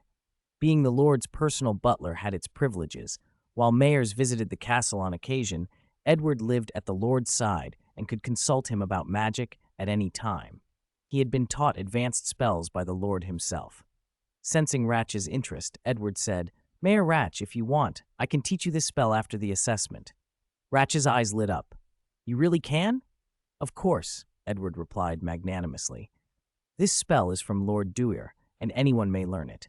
The Lord always said magic advances through exchange and discussion, so consider this mutual learning." Ratch felt a flush of admiration and gratitude. Beneath his official composure, he had been nervous about the Lord's decree to train 500 wizards. The prestige of being Bree City's only wizard had suddenly been diluted. Still, the order came from the Lord, and Ratch dutifully pursued more wizard slots for his city. If enough of Bree's citizens passed, he could secure more wizard positions and give his side a numerical edge, perhaps finally getting the upper hand over his old rival, Luke. Outside the flames, among the tens of thousands gathered, the brave were mostly young militiamen, a few spirited youths, and some determined women. They charged the firewall in waves. Some made it through, completing the first stage of the assessment. Others faltered inside. Fear took hold. The pain surged, and they staggered back, screaming and defeated. They bore no lasting burns, but the memory of the agony kept most of them from trying again. The sight discouraged many more from stepping forward. Not all the older citizens shrank from the test. Butterbur, owner of the Leaping Horse Inn, strode through the flames with the steady courage of a veteran and emerged unharmed, grinning as he greeted Mayor Ratch. By day's end, more than 1,000 people had passed the wall, an elimination rate of over 90%. On the second day, those 1,000-plus survivors prepared for the second assessment. Chapter 308, the final round of assessment. The second test measured willpower. Edward led the more than 1,000 candidates who had passed the first round into an empty chamber. Under their confused, nervous stares, he produced a bottle of dark purple potion and smashed it on the floor. The glass shattered, and the liquid, enlivened by a spell, rose into a purple mist that quickly filled the room. Caught off guard, everyone inhaled the vapor. Some managed to cover their mouths and noses, but the mist still seeped through any exposed skin. The entire group sank into vivid illusions and forgot they were being assessed. Each person felt as if they had been brought to a castle and into a great cauldron for a wizard transformation. The potion felt like molten, lava-red blood, scorching them from the inside. It burned through flesh and organs. The agony made many scream. Even though Lord Dewey had said that those who endured would become wizards, numerous candidates could not bear the pain. Some thrashed and clawed at the rim of the cauldron. Others simply collapsed into a coma. When the illusion broke for those who could not persist, they returned to reality, and the pain vanished like a dream. Assessment failed. "You may leave," Edward's calm voice announced to the disoriented. Whether they wanted to stay or not, the failed candidates could only shuffle out of the room with their heads down. One by one, the numbers dwindled. Only a fraction remained trapped in the vision. Edward and Mayor Latch stood apart, protected by precast spells. Latch watched the writhing candidates with a pained expression. "Mr. Edward," he asked, curious and alarmed, "what was that potion? Did Dewey provide it?" Edward shook his head, a trace of pride in his tone. "I brewed that confusion potion myself. Lord Dewey gave me plenty of guidance, but I prepared it specifically for this assessment so these people can experience firsthand what we went through to become wizards." Mayor Latch involuntarily shuddered. The memory of his own transformation still haunted him. The pain had been enough to keep him from ever wanting it again. Inflicting that on these hopefuls felt cruel. "Aren't you worried about psychological damage?" he asked. Edward's voice was reassuring. "Don't worry, the potion leaves no lasting effects. Once they wake, they'll remember it as a dream. The pain won't linger." Relieved, Latch watched as the fog cleared. When the third wave of awakening ended, only 240 candidates remained. The mayor's face tightened. This was only the second test, and so many had already been cut. If the next round whittled them down further, how many of Bree City's slots would remain? He had wanted to increase his city's allotment. The screening was in Edward's hands, and he could do nothing about it. Edward ignored Latch's calculations and moved to the third round. The remaining candidates waited tense and silent, bracing for another trial. Edward produced a glass spinning top and walked slowly past the front row. Everyone looked on in confusion. Then he stopped in front of a man and, without expression, said, "You are eliminated." The man froze, protested, then thought better of it. He bowed his head and stepped out of line toward the door. Latch panicked. Every candidate lost from Bree City meant Hogsmeade might gain a seat. If Bree ended up with fewer wizards, his rival Luke would delight in the ridicule. He grabbed Edward's sleeve. "Mr. Edward, give me a hint. What is this third test? That young man didn't do anything. Why is Hal being eliminated? He's a fine lad, very promising." The young man at the door heard his name and, pausing, turned back, wanting an explanation. Edward glanced at Latch, then swept his gaze over the assembly. "This third test examines loyalty," he said. He held up the glass spinning top. "This is a scrying device made by Lord Dewey. It can read the heart. Only those most loyal to Lord Dewey will pass and secure a slot to become a wizard." The announcement set the crowd murmuring. Latch fell silent. Of course, loyalty must matter. Who would want disloyal people wielding Dewey's power? The man at the door no longer dared to argue. He looked guilty, bowed his head, and fled. Loyalty varies. Even Lord Dewey's followers were not uniformly steadfast. Many were ordinary people seeking shelter under power. If Weathertop faced an impossible crisis, such people might scatter rather than stand and fight. That was not cowardice so much as an instinct to survive. Edward did not dwell on the moral question. When his scrying top detected a hint of disloyalty, he moved on. He tested each candidate in turn. The glass top glowed differently for different people. Some shone brightly, some barely flickered. The darker the glow, the less loyal the person. Edward showed no mercy. When the device lit up at all, he dismissed that person. As Lord Dewey's most devoted butler, he would not allow even a trace of disloyalty to claim Dewey's favor. With every elimination, Latch's anxiety grew. Edward continued down the line. When he reached a middle-aged man, the scrying top flared so intensely that it spun on its own and emitted a high, piercing shriek. Edward's composed expression snapped cold. A hard edge appeared in his eyes. Chapter 309, Number of Wizards. Everyone in the room turned, surprised and curious at the noise coming from the scrying mirror. When the middle-aged man saw them looking, his face went white and he bolted for the door. Edward reacted instantly. He pointed his wand and froze the man with a Petrificus Totalis. The man stood rigid, terror on his face. Edward snorted and turned to Mayor Lachie. "This man harbors ill intent and is very suspicious. Mayor Lachie, I'll leave him to you for interrogation." All right." Mayor Lachie, startled, recovered quickly. He had noticed that the previous candidates who failed only caused the scrying mirror to glow faintly. This man, however, had made the mirror blaze and sound frantic warnings. That meant he wasn't merely disloyal, he was malevolent.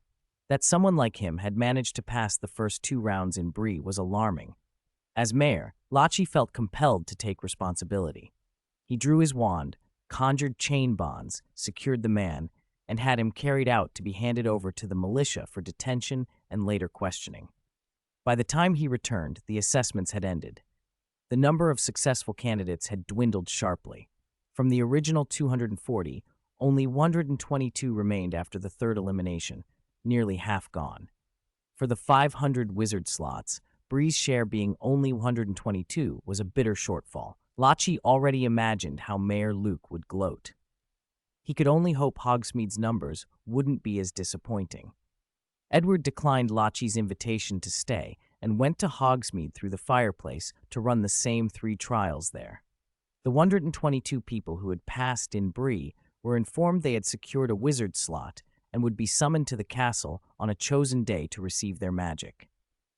Among them were many militia, a few elders like Butterbur, owner of the Leaping Horse Inn, and more than a dozen women who drew particular attention.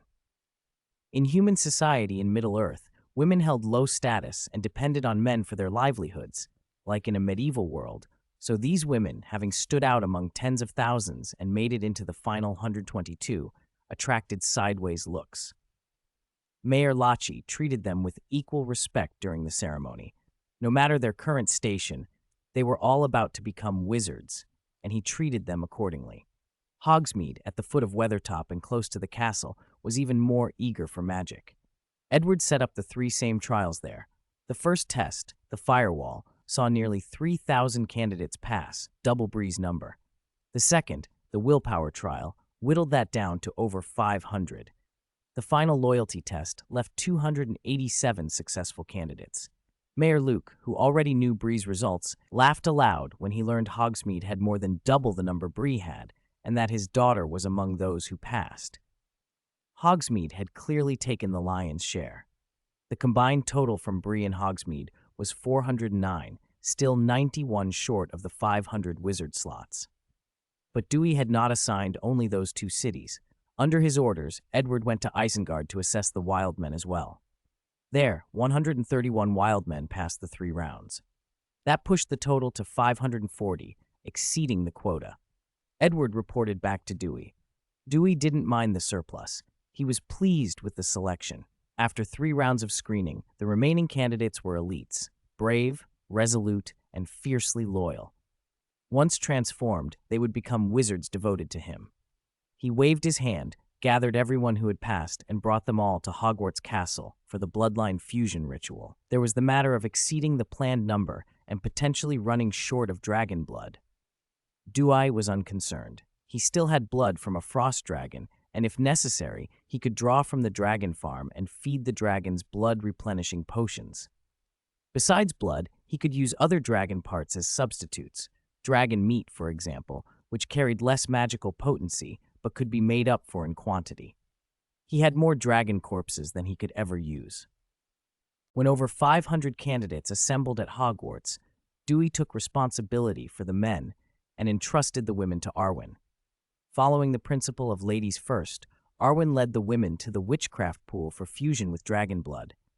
Nearly 100 women from Bree, Hogsmeade, and the Wild Men had made it through the tests. Before them stood the Lord's graceful wife, gentle, dignified, and impossibly soothing. Arwen treated everyone equally, with a calm warmth that put the women at ease.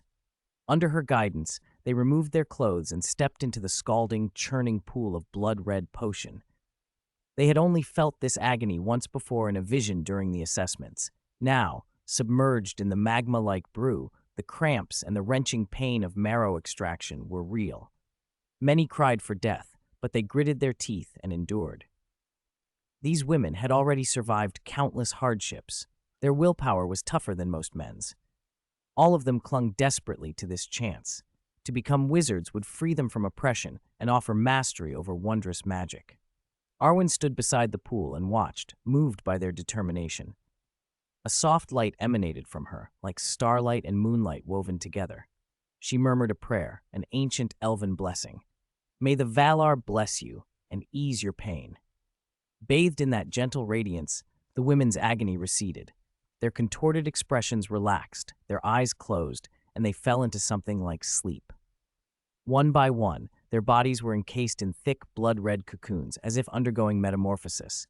The room grew hushed. Arwen waited patiently, compassionate and unhurried, watching the cocoons until at last they began to split open. One after another, the women emerged reborn, changed, renewed. They had completed the ritual and become witches. Chapter 310, 500 Wizards. After the women completed their transformations, the newly made witches, reborn, in a sense, slowly adapted to their altered bodies under Arwen's guidance. Arwen prepared to personally teach them to use and master magic. Meanwhile, Dewey had the men enter the blood pool in succession to merge with dragon blood and gain magical power. Because there wasn't enough dragon blood for everyone to transform at once, Dewey selected the 100 most outstanding and loyal men for the first round and put the rest on a waiting list.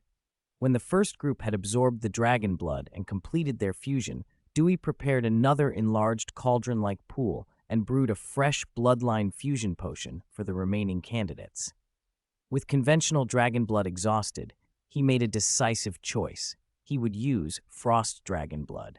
The frost dragon is an ancient creature whose magic is magnitudes stronger than that of an ordinary dragon. Where a single barrel of regular dragon blood might transform one person, a barrel of frost dragon blood could suffice for 10. Dewey had collected hundreds of barrels from the colossal beast.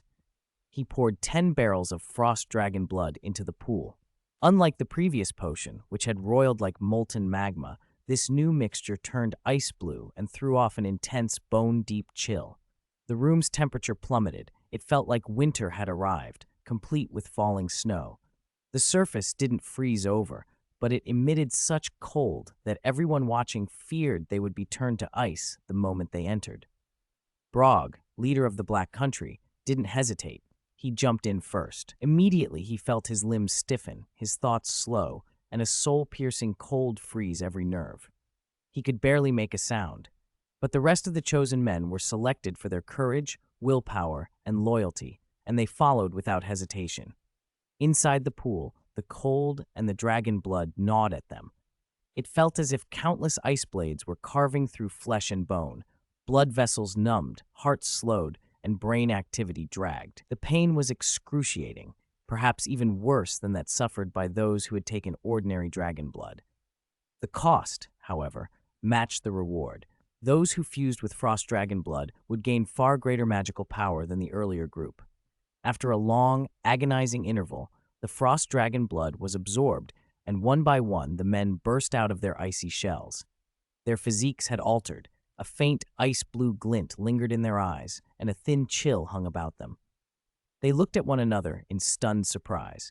Brog, who had the finest aptitude of the lot, felt magic stirring inside him without instruction.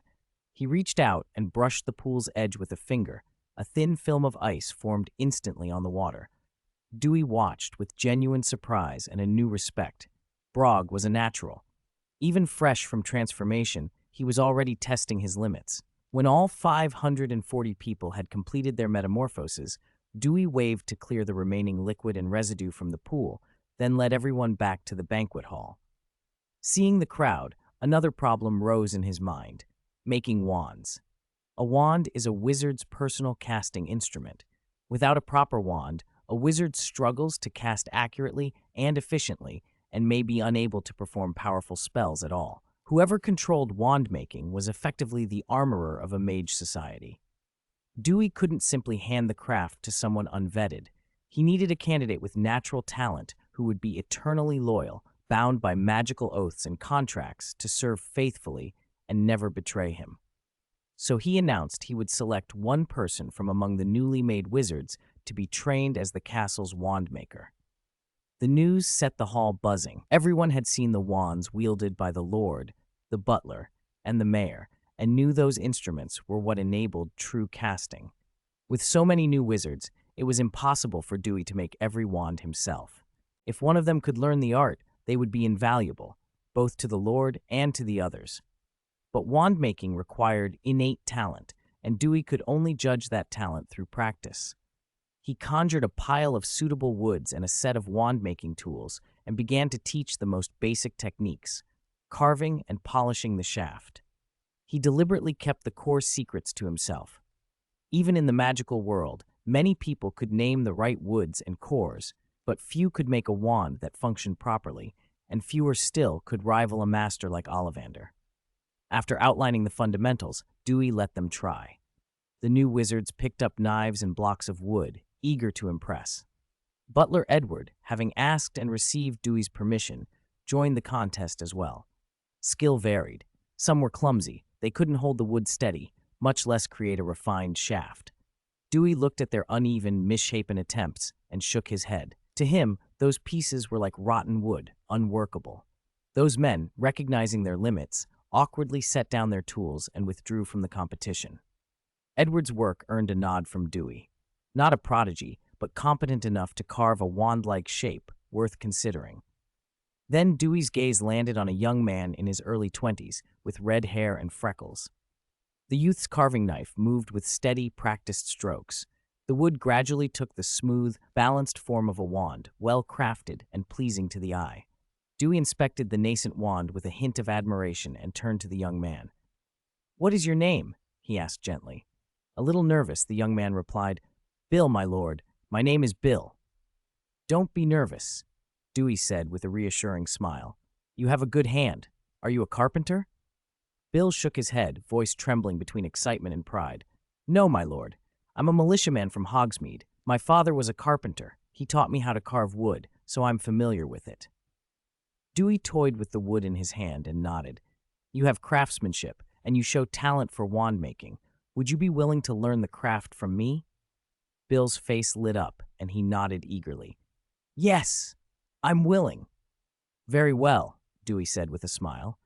"You will stay in the castle and apprentice under me.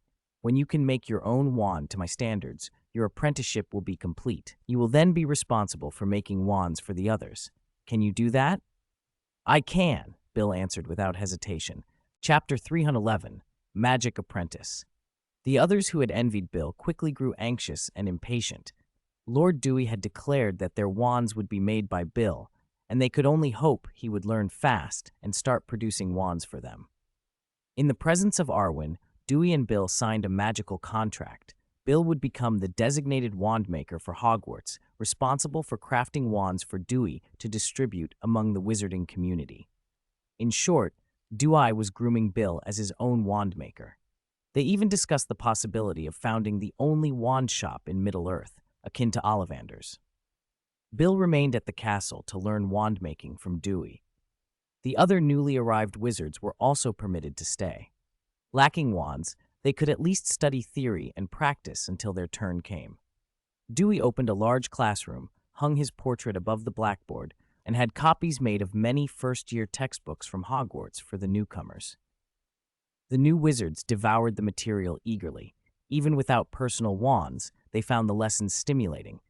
Dewey placed a single wand on the podium so the rookies could try it one by one. It became the most popular object in the castle. People queued each day for a single chance to cast the spells they'd learned. Some succeeded. Even a simple lumos thrilled them. Those who failed put the wand down and kept studying for their next turn. A few displayed real talent. Brog, leader of the Black Country, could manage small feats without a wand, freezing water into ice or exhaling a mist. The effects were limited, but they were enough to stir envy. While teaching Bill, Dewey also made Brog a wand. He couldn't favor one leader over another. The result was a poplar wand with a thunderbird feather core, and to Dewey's surprise, Brog was unusually compatible with it. Dewey had assumed many of these people carried dragon blood, and so expected dragon heartstrings to be the best cores. He'd worried there wouldn't be enough dragon heartstrings. The dead dragons and frost dragons together numbered only a little over 50, while more than 500 people needed wands. Even if a single heartstring could be divided, supply would be tight. Brog's compatibility with Thunderbird feather cores eased some of that concern. The wand proved powerful, exceptionally fast in combat. Spells shot from it like lightning. Brog cherished it and kept it at his side. Bill progressed rapidly. His background in woodcarving let him carve a complete wand shaft in months and even cut magic circuits into the wood. He was now learning the properties of wandwoods and cores.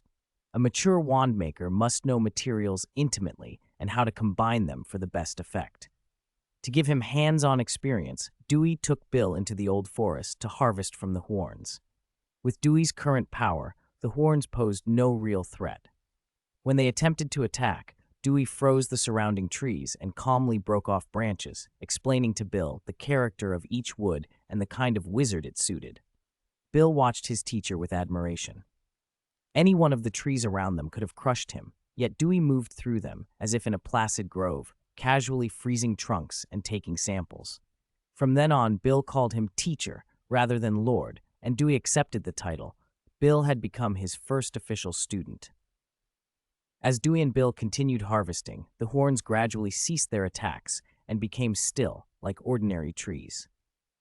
The sections they took were nothing to the horns, more like plucking hair, but to a wand maker, those magical woods were treasure. Surrounded by such material, Bill exclaimed with wonder, "Teacher, this place is a gold mine, paradise for wand makers. With the old forest here, we'll never run out of wood."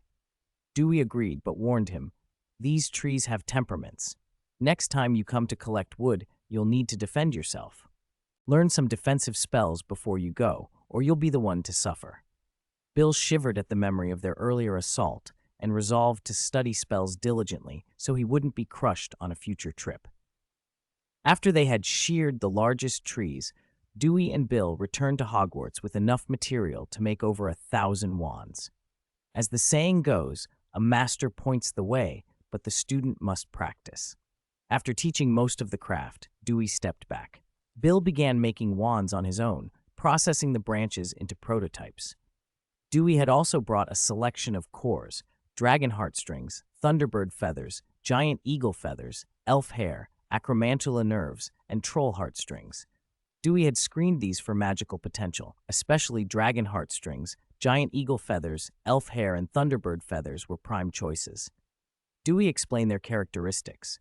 Dragon heartstrings produced the most powerful, fastest reacting wands, suited to explosive magic. Giant eagle feathers yielded extremely loyal wands that favored powerful, creative magic. Elf hair made wands unusually stable and resistant to backfiring, consistent but with a strong aversion to the dark arts. And thunderbird feathers granted extraordinary adaptability and speed, making them potent and quick. These four became Dewey's main core options, combined with various woods to tailor each wand. Bill adopted Dewey's philosophy and set to work, using the old forest wood with those core choices to make wands for himself and the others. Wand making proved difficult. He failed often, and a pile of discarded prototypes grew. While Bill was busy learning through trial and error, Dewey was undertaking a different project. He had cut a thick section from a mile-long tree branch, sawn it into planks, and crafted 2 solid wood wardrobes. His intention was ambitious: to build vanishing cabinets, long-distance teleportation cabinets capable of bridging great distances and bypassing many forms of anti-magic. Chapter 312, Vanishing Cabinet. As a means of long-distance teleportation, vanishing cabinets offered advantages few other methods could match. They could span virtually unlimited distances, handled far greater loads than apparition, and transported far more people at once than portkeys. They did not need prior connection to the Flu network or Flu powder for targeted travel. Their greatest asset was a constant, uninterrupted link between 2 cabinets. Once connected, any number of people could step through from one to the other.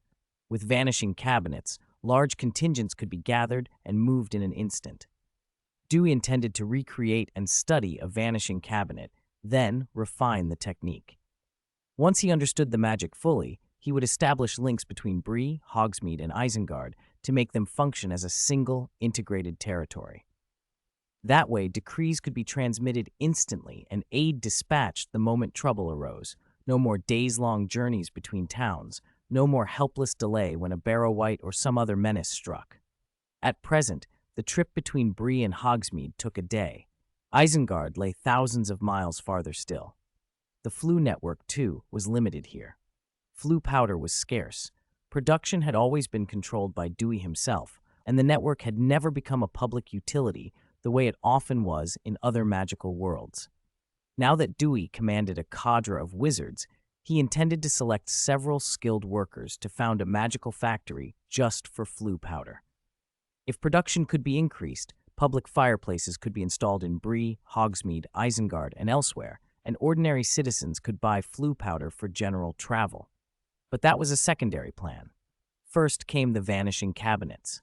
Dewey cut a section from a mall-long tree the thickness of a bucket, only a minor offshoot from the enormous trunk, harmless to the tree. He split it into planks, sanded and measured, polished each board. With a mithril carving knife, he engraved precise runes and strange patterns across every surface, leaving no mistake. The carving alone took a week. He then assembled the planks into a tall, obelisk-shaped cabinet, nearly 3 meters high. The mall-long bark was silver gray, the heartwood a golden yellow that seemed like actual gold. The design was simple but rich. The runes lent it an aura of mystery. He made a second cabinet from the remaining wood. The cabinets were still only partially finished. Inside each, Dewey began drawing thousands of interlocking runes with mithril, creating an intricate array of symbols that took another month to complete. Looking at the 2 finished pieces, he understood why vanishing cabinets were so expensive and why their manufacture had been lost in many places. Even allowing for his inexperience, the process was long and exacting. When the runes were set, he placed the cabinets back to back and activated them. Standing before one, he slid his wand into the lock and channeled power, reciting the necessary incantations. The runes brightened in sequence until the entire cabinet thrummed with a dense, secretive aura. He repeated the process with the other cabinet. Once both were charged, an esoteric connection formed between them. They pulsed in unison, like two faces of the same spell. Dewey opened one cabinet. From the outside, it looked only about a meter deep, but inside the back panel had become a bottomless void, a pitch-black corridor so impenetrable that light could not reach beyond the opening.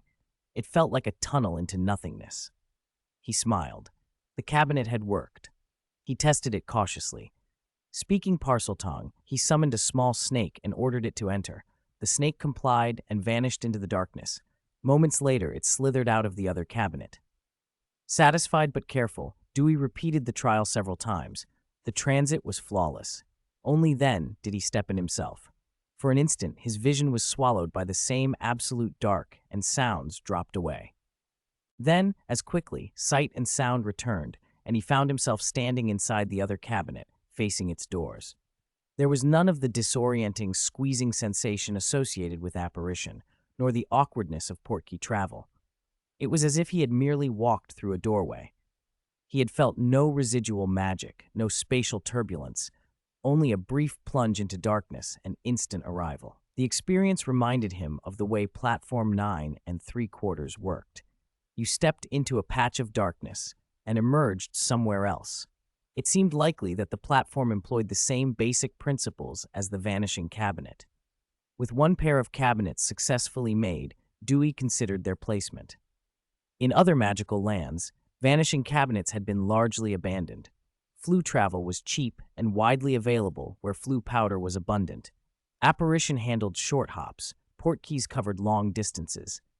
The cabinet's complex production and high cost made them obsolete for many people. But Dewey valued what they could do. Compared to the flue network, portkeys, and apparition, vanishing cabinets were more stable, more comfortable, and uniquely able to move large groups instantly. For his purposes, they were indispensable. He kept one cabinet in the castle and took the other to Hildorian in the Far East. Hildorian, regarded as the cradle of humanity, an earthly paradise suffused with the blessing of Iluvatar, was Dewey's chosen sanctuary, his backyard and ultimate refuge. With a vanishing cabinet linking Weathertop to Hildorian, travel would be as casual as visiting a neighbor. In time, once he had refined the method and expanded production of flue powder, Dewey planned to lay more links between Bree, Hogsmeade, and Isengard, knitting his territories together, so help could be summoned at a moment's notice. Chapter 313, City Teleport. Dewey was not satisfied with the wooden vanishing cabinets he had made. Wood was too fragile. One scratch could disrupt the teleportation runes and cause the whole mechanism to fail. He wanted something harder and more durable. Metal was the obvious choice, but ordinary metals lacked the magical conductivity necessary for reliable teleportation. The original vanishing cabinets had to be made from magically attuned wood for a reason. Of all metals, mithril was unrivaled in both strength and magical affinity, and Dewey had mithril to spare. Between his 1/10 share of Moria, Balin's regular shipments, and the mother lode he had secretly buried in Weathertop's heart, which was gradually transmuting surrounding iron into more mithril, Dewey had a steady supply. With Smog looking on in mournful curiosity, he fed a pile of mithril into the furnace, cast entire cabinets from the metal, and carefully inscribed the runes that governed teleportation. He did not stop there. Inspired by the improved scrying mirror and the idea of making the cabinets more versatile than simple one-to-one links, Dewey spent months refining their design. The result was a new model, 6 indestructible mithril vanishing cabinets with an engraved rotating dial on each door. The dial's colored segments bore destination names: Rivendell, Lothlorien, Isengard, Bree, Hogsmeade, and by turning the pointer to a name, the cabinet would lock on to the corresponding cabinet and open a passage. Dewey sent 5 of the new cabinets out, one to Rivendell, one to Lothlorien, and the others to Isengard, Bree, and Hogsmeade. He kept the 6th in the castle. Elrond, Galadriel, and Celeborn were astonished and delighted. They praised the invention and quickly recognized its strategic value. In a crisis, Rivendell or Lothlorien could evacuate large numbers in seconds. In Bree, Hogsmeade, and Isengard, Dewey placed the cabinets in the central squares rather than inside any fortress. Isengard's cabinet went to the Dunlending settlement rather than Orthanc. For ordinary people, the fee was trivial. Merchants paid according to the value of their wares. Dewey left the exact arrangements to the two mayors and Brog, leader of the Dunlendings. He neither needed the income nor wanted his people to treat the magic as a free handout. Great favors could breed dependency. But he also did not demand more than was fair. The effect was immediate. Residents queued in the squares, coins in hand, eager to travel where they pleased. Traders were the most enthusiastic. Routes that had once taken weeks and exposed caravans to bandits and weather could now be traversed in moments. Bree merchants sent goods to Hogsmeade. Hogsmeade's farmers and artisans sold in Bree. Traders used Isengard as a hub, moving cargo to Bree or Hogsmeade and then shipping it south to Rohan and Gondor. Dunlending shepherds transported cattle, sheep, and horses to market in Bree and Hogsmeade through the cabinets, opening new, profitable channels for livestock and dairy. Merchants from the south, who had once risked month-long journeys to reach Eriador, began bringing bulk goods to Isengard, teleporting them to Bree and Hogsmeade, and returning home with new stock to sell. The risk of highway robbery dropped dramatically, and the time saved made higher fees acceptable. For a while, Hogsmeade and Bree prospered even more than before. Isengard and the Dunlending tribe experienced rapid growth as fees and commerce flowed through their markets and new businesses sprang up to handle trade. Meanwhile, Hogwarts had its own flurry of activity. Under Dewey's instruction in wand-making, Bill had not only crafted his own wand, but had also produced over 500 wands for others. Wizards who had longed for a proper wand finally had one in hand, and the castle buzzed with excitement.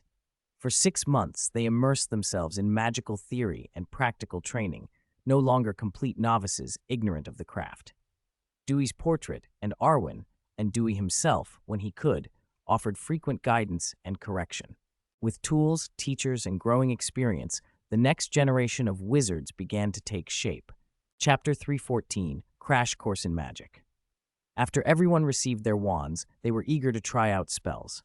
Before, they had to share a common wand, taking turns every few days and only getting a little practice each time. So many had gotten into the habit of waving small sticks like wands to rehearse. Now, with proper wands in hand, most could cast successfully on their first try. Some sent out balls of light, some made leaves float, some summoned small flames, some transfigured matches into needles.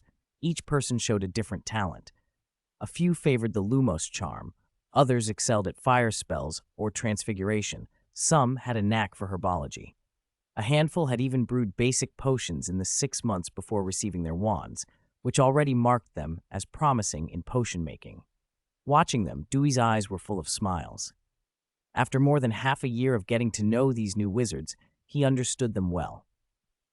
Now that they had wands, Dewey stopped letting them self-study and set up a magic crash course to turn these 500-plus people into his wizarding corps. In addition to Bill's earlier lessons on wand making, Dewey planned to select people to learn broomstick construction and flue powder production, and to cultivate potion masters, alchemists, and herbology experts.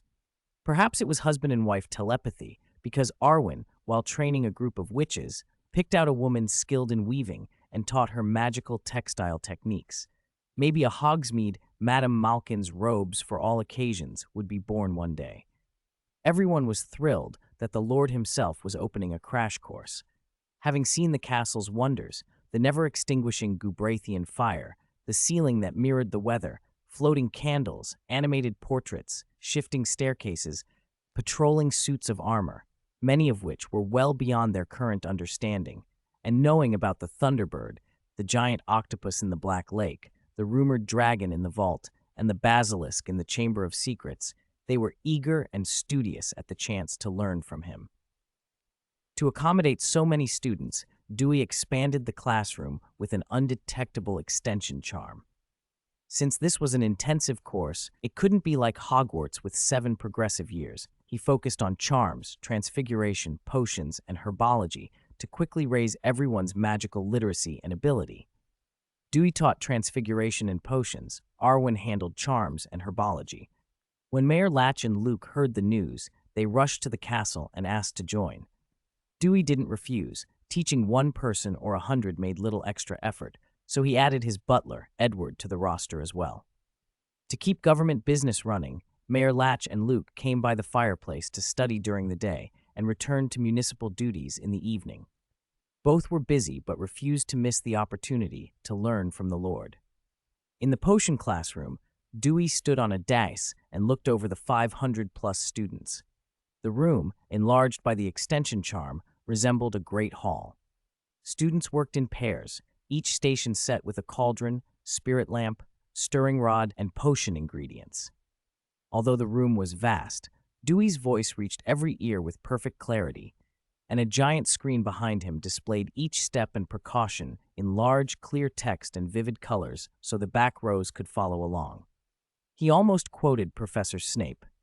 "You are here to learn the subtle science and exact art of potion making. As there is little foolish wand-waving here, many of you will hardly believe this is magic." Just to give the class a jolt, but decided that would be a bit theatrical. After explaining the procedure, he said, "All right, begin brewing the boil cure potion." He descended from the dais and walked the rows, inspecting. Although the students were all adults, some elderly, and the boil cure potion wasn't complicated, Dewey still worried about a cauldron killer like Neville Longbottom turning up. At his command, the students set to work.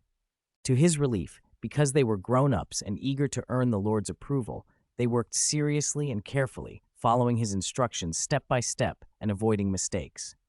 Their movements were a little clumsy, but by following the process, they produced acceptable boil-cure potions. Those with prior experience, like Butler Edward, moved fluidly and made excellent potions. A few, like Buttercup, owner of the Leaping Horse Inn, showed real talent. Once they mastered heat and timing, their potions were very good. Dewey mentally noted these promising students to cultivate toward potion mastery in the future. Producing a true potion master would make him proud. Just as things seemed to be going smoothly, a shout rang out nearby. Dewey had a bad feeling and apparated to the source. "Protago!" He threw up a shield that shimmered into place over a boiling cauldron. The cauldron immediately exploded, green potions splashing and corroding through metal and wood. If not for his quick charm, those nearby would have been in danger. The surrounding students stared at the ruined cauldron and scorched table with lingering fear and gratitude at the Lord who had saved them. Dewey looked at the culprit, frowning, a mix of incredulity and exasperation on his face. "Brog, when you add porcupine quills, you must first take the cauldron off the flame. How many times have I told you?" He hadn't expected his most reliable subordinate to be the first to make such a mistake.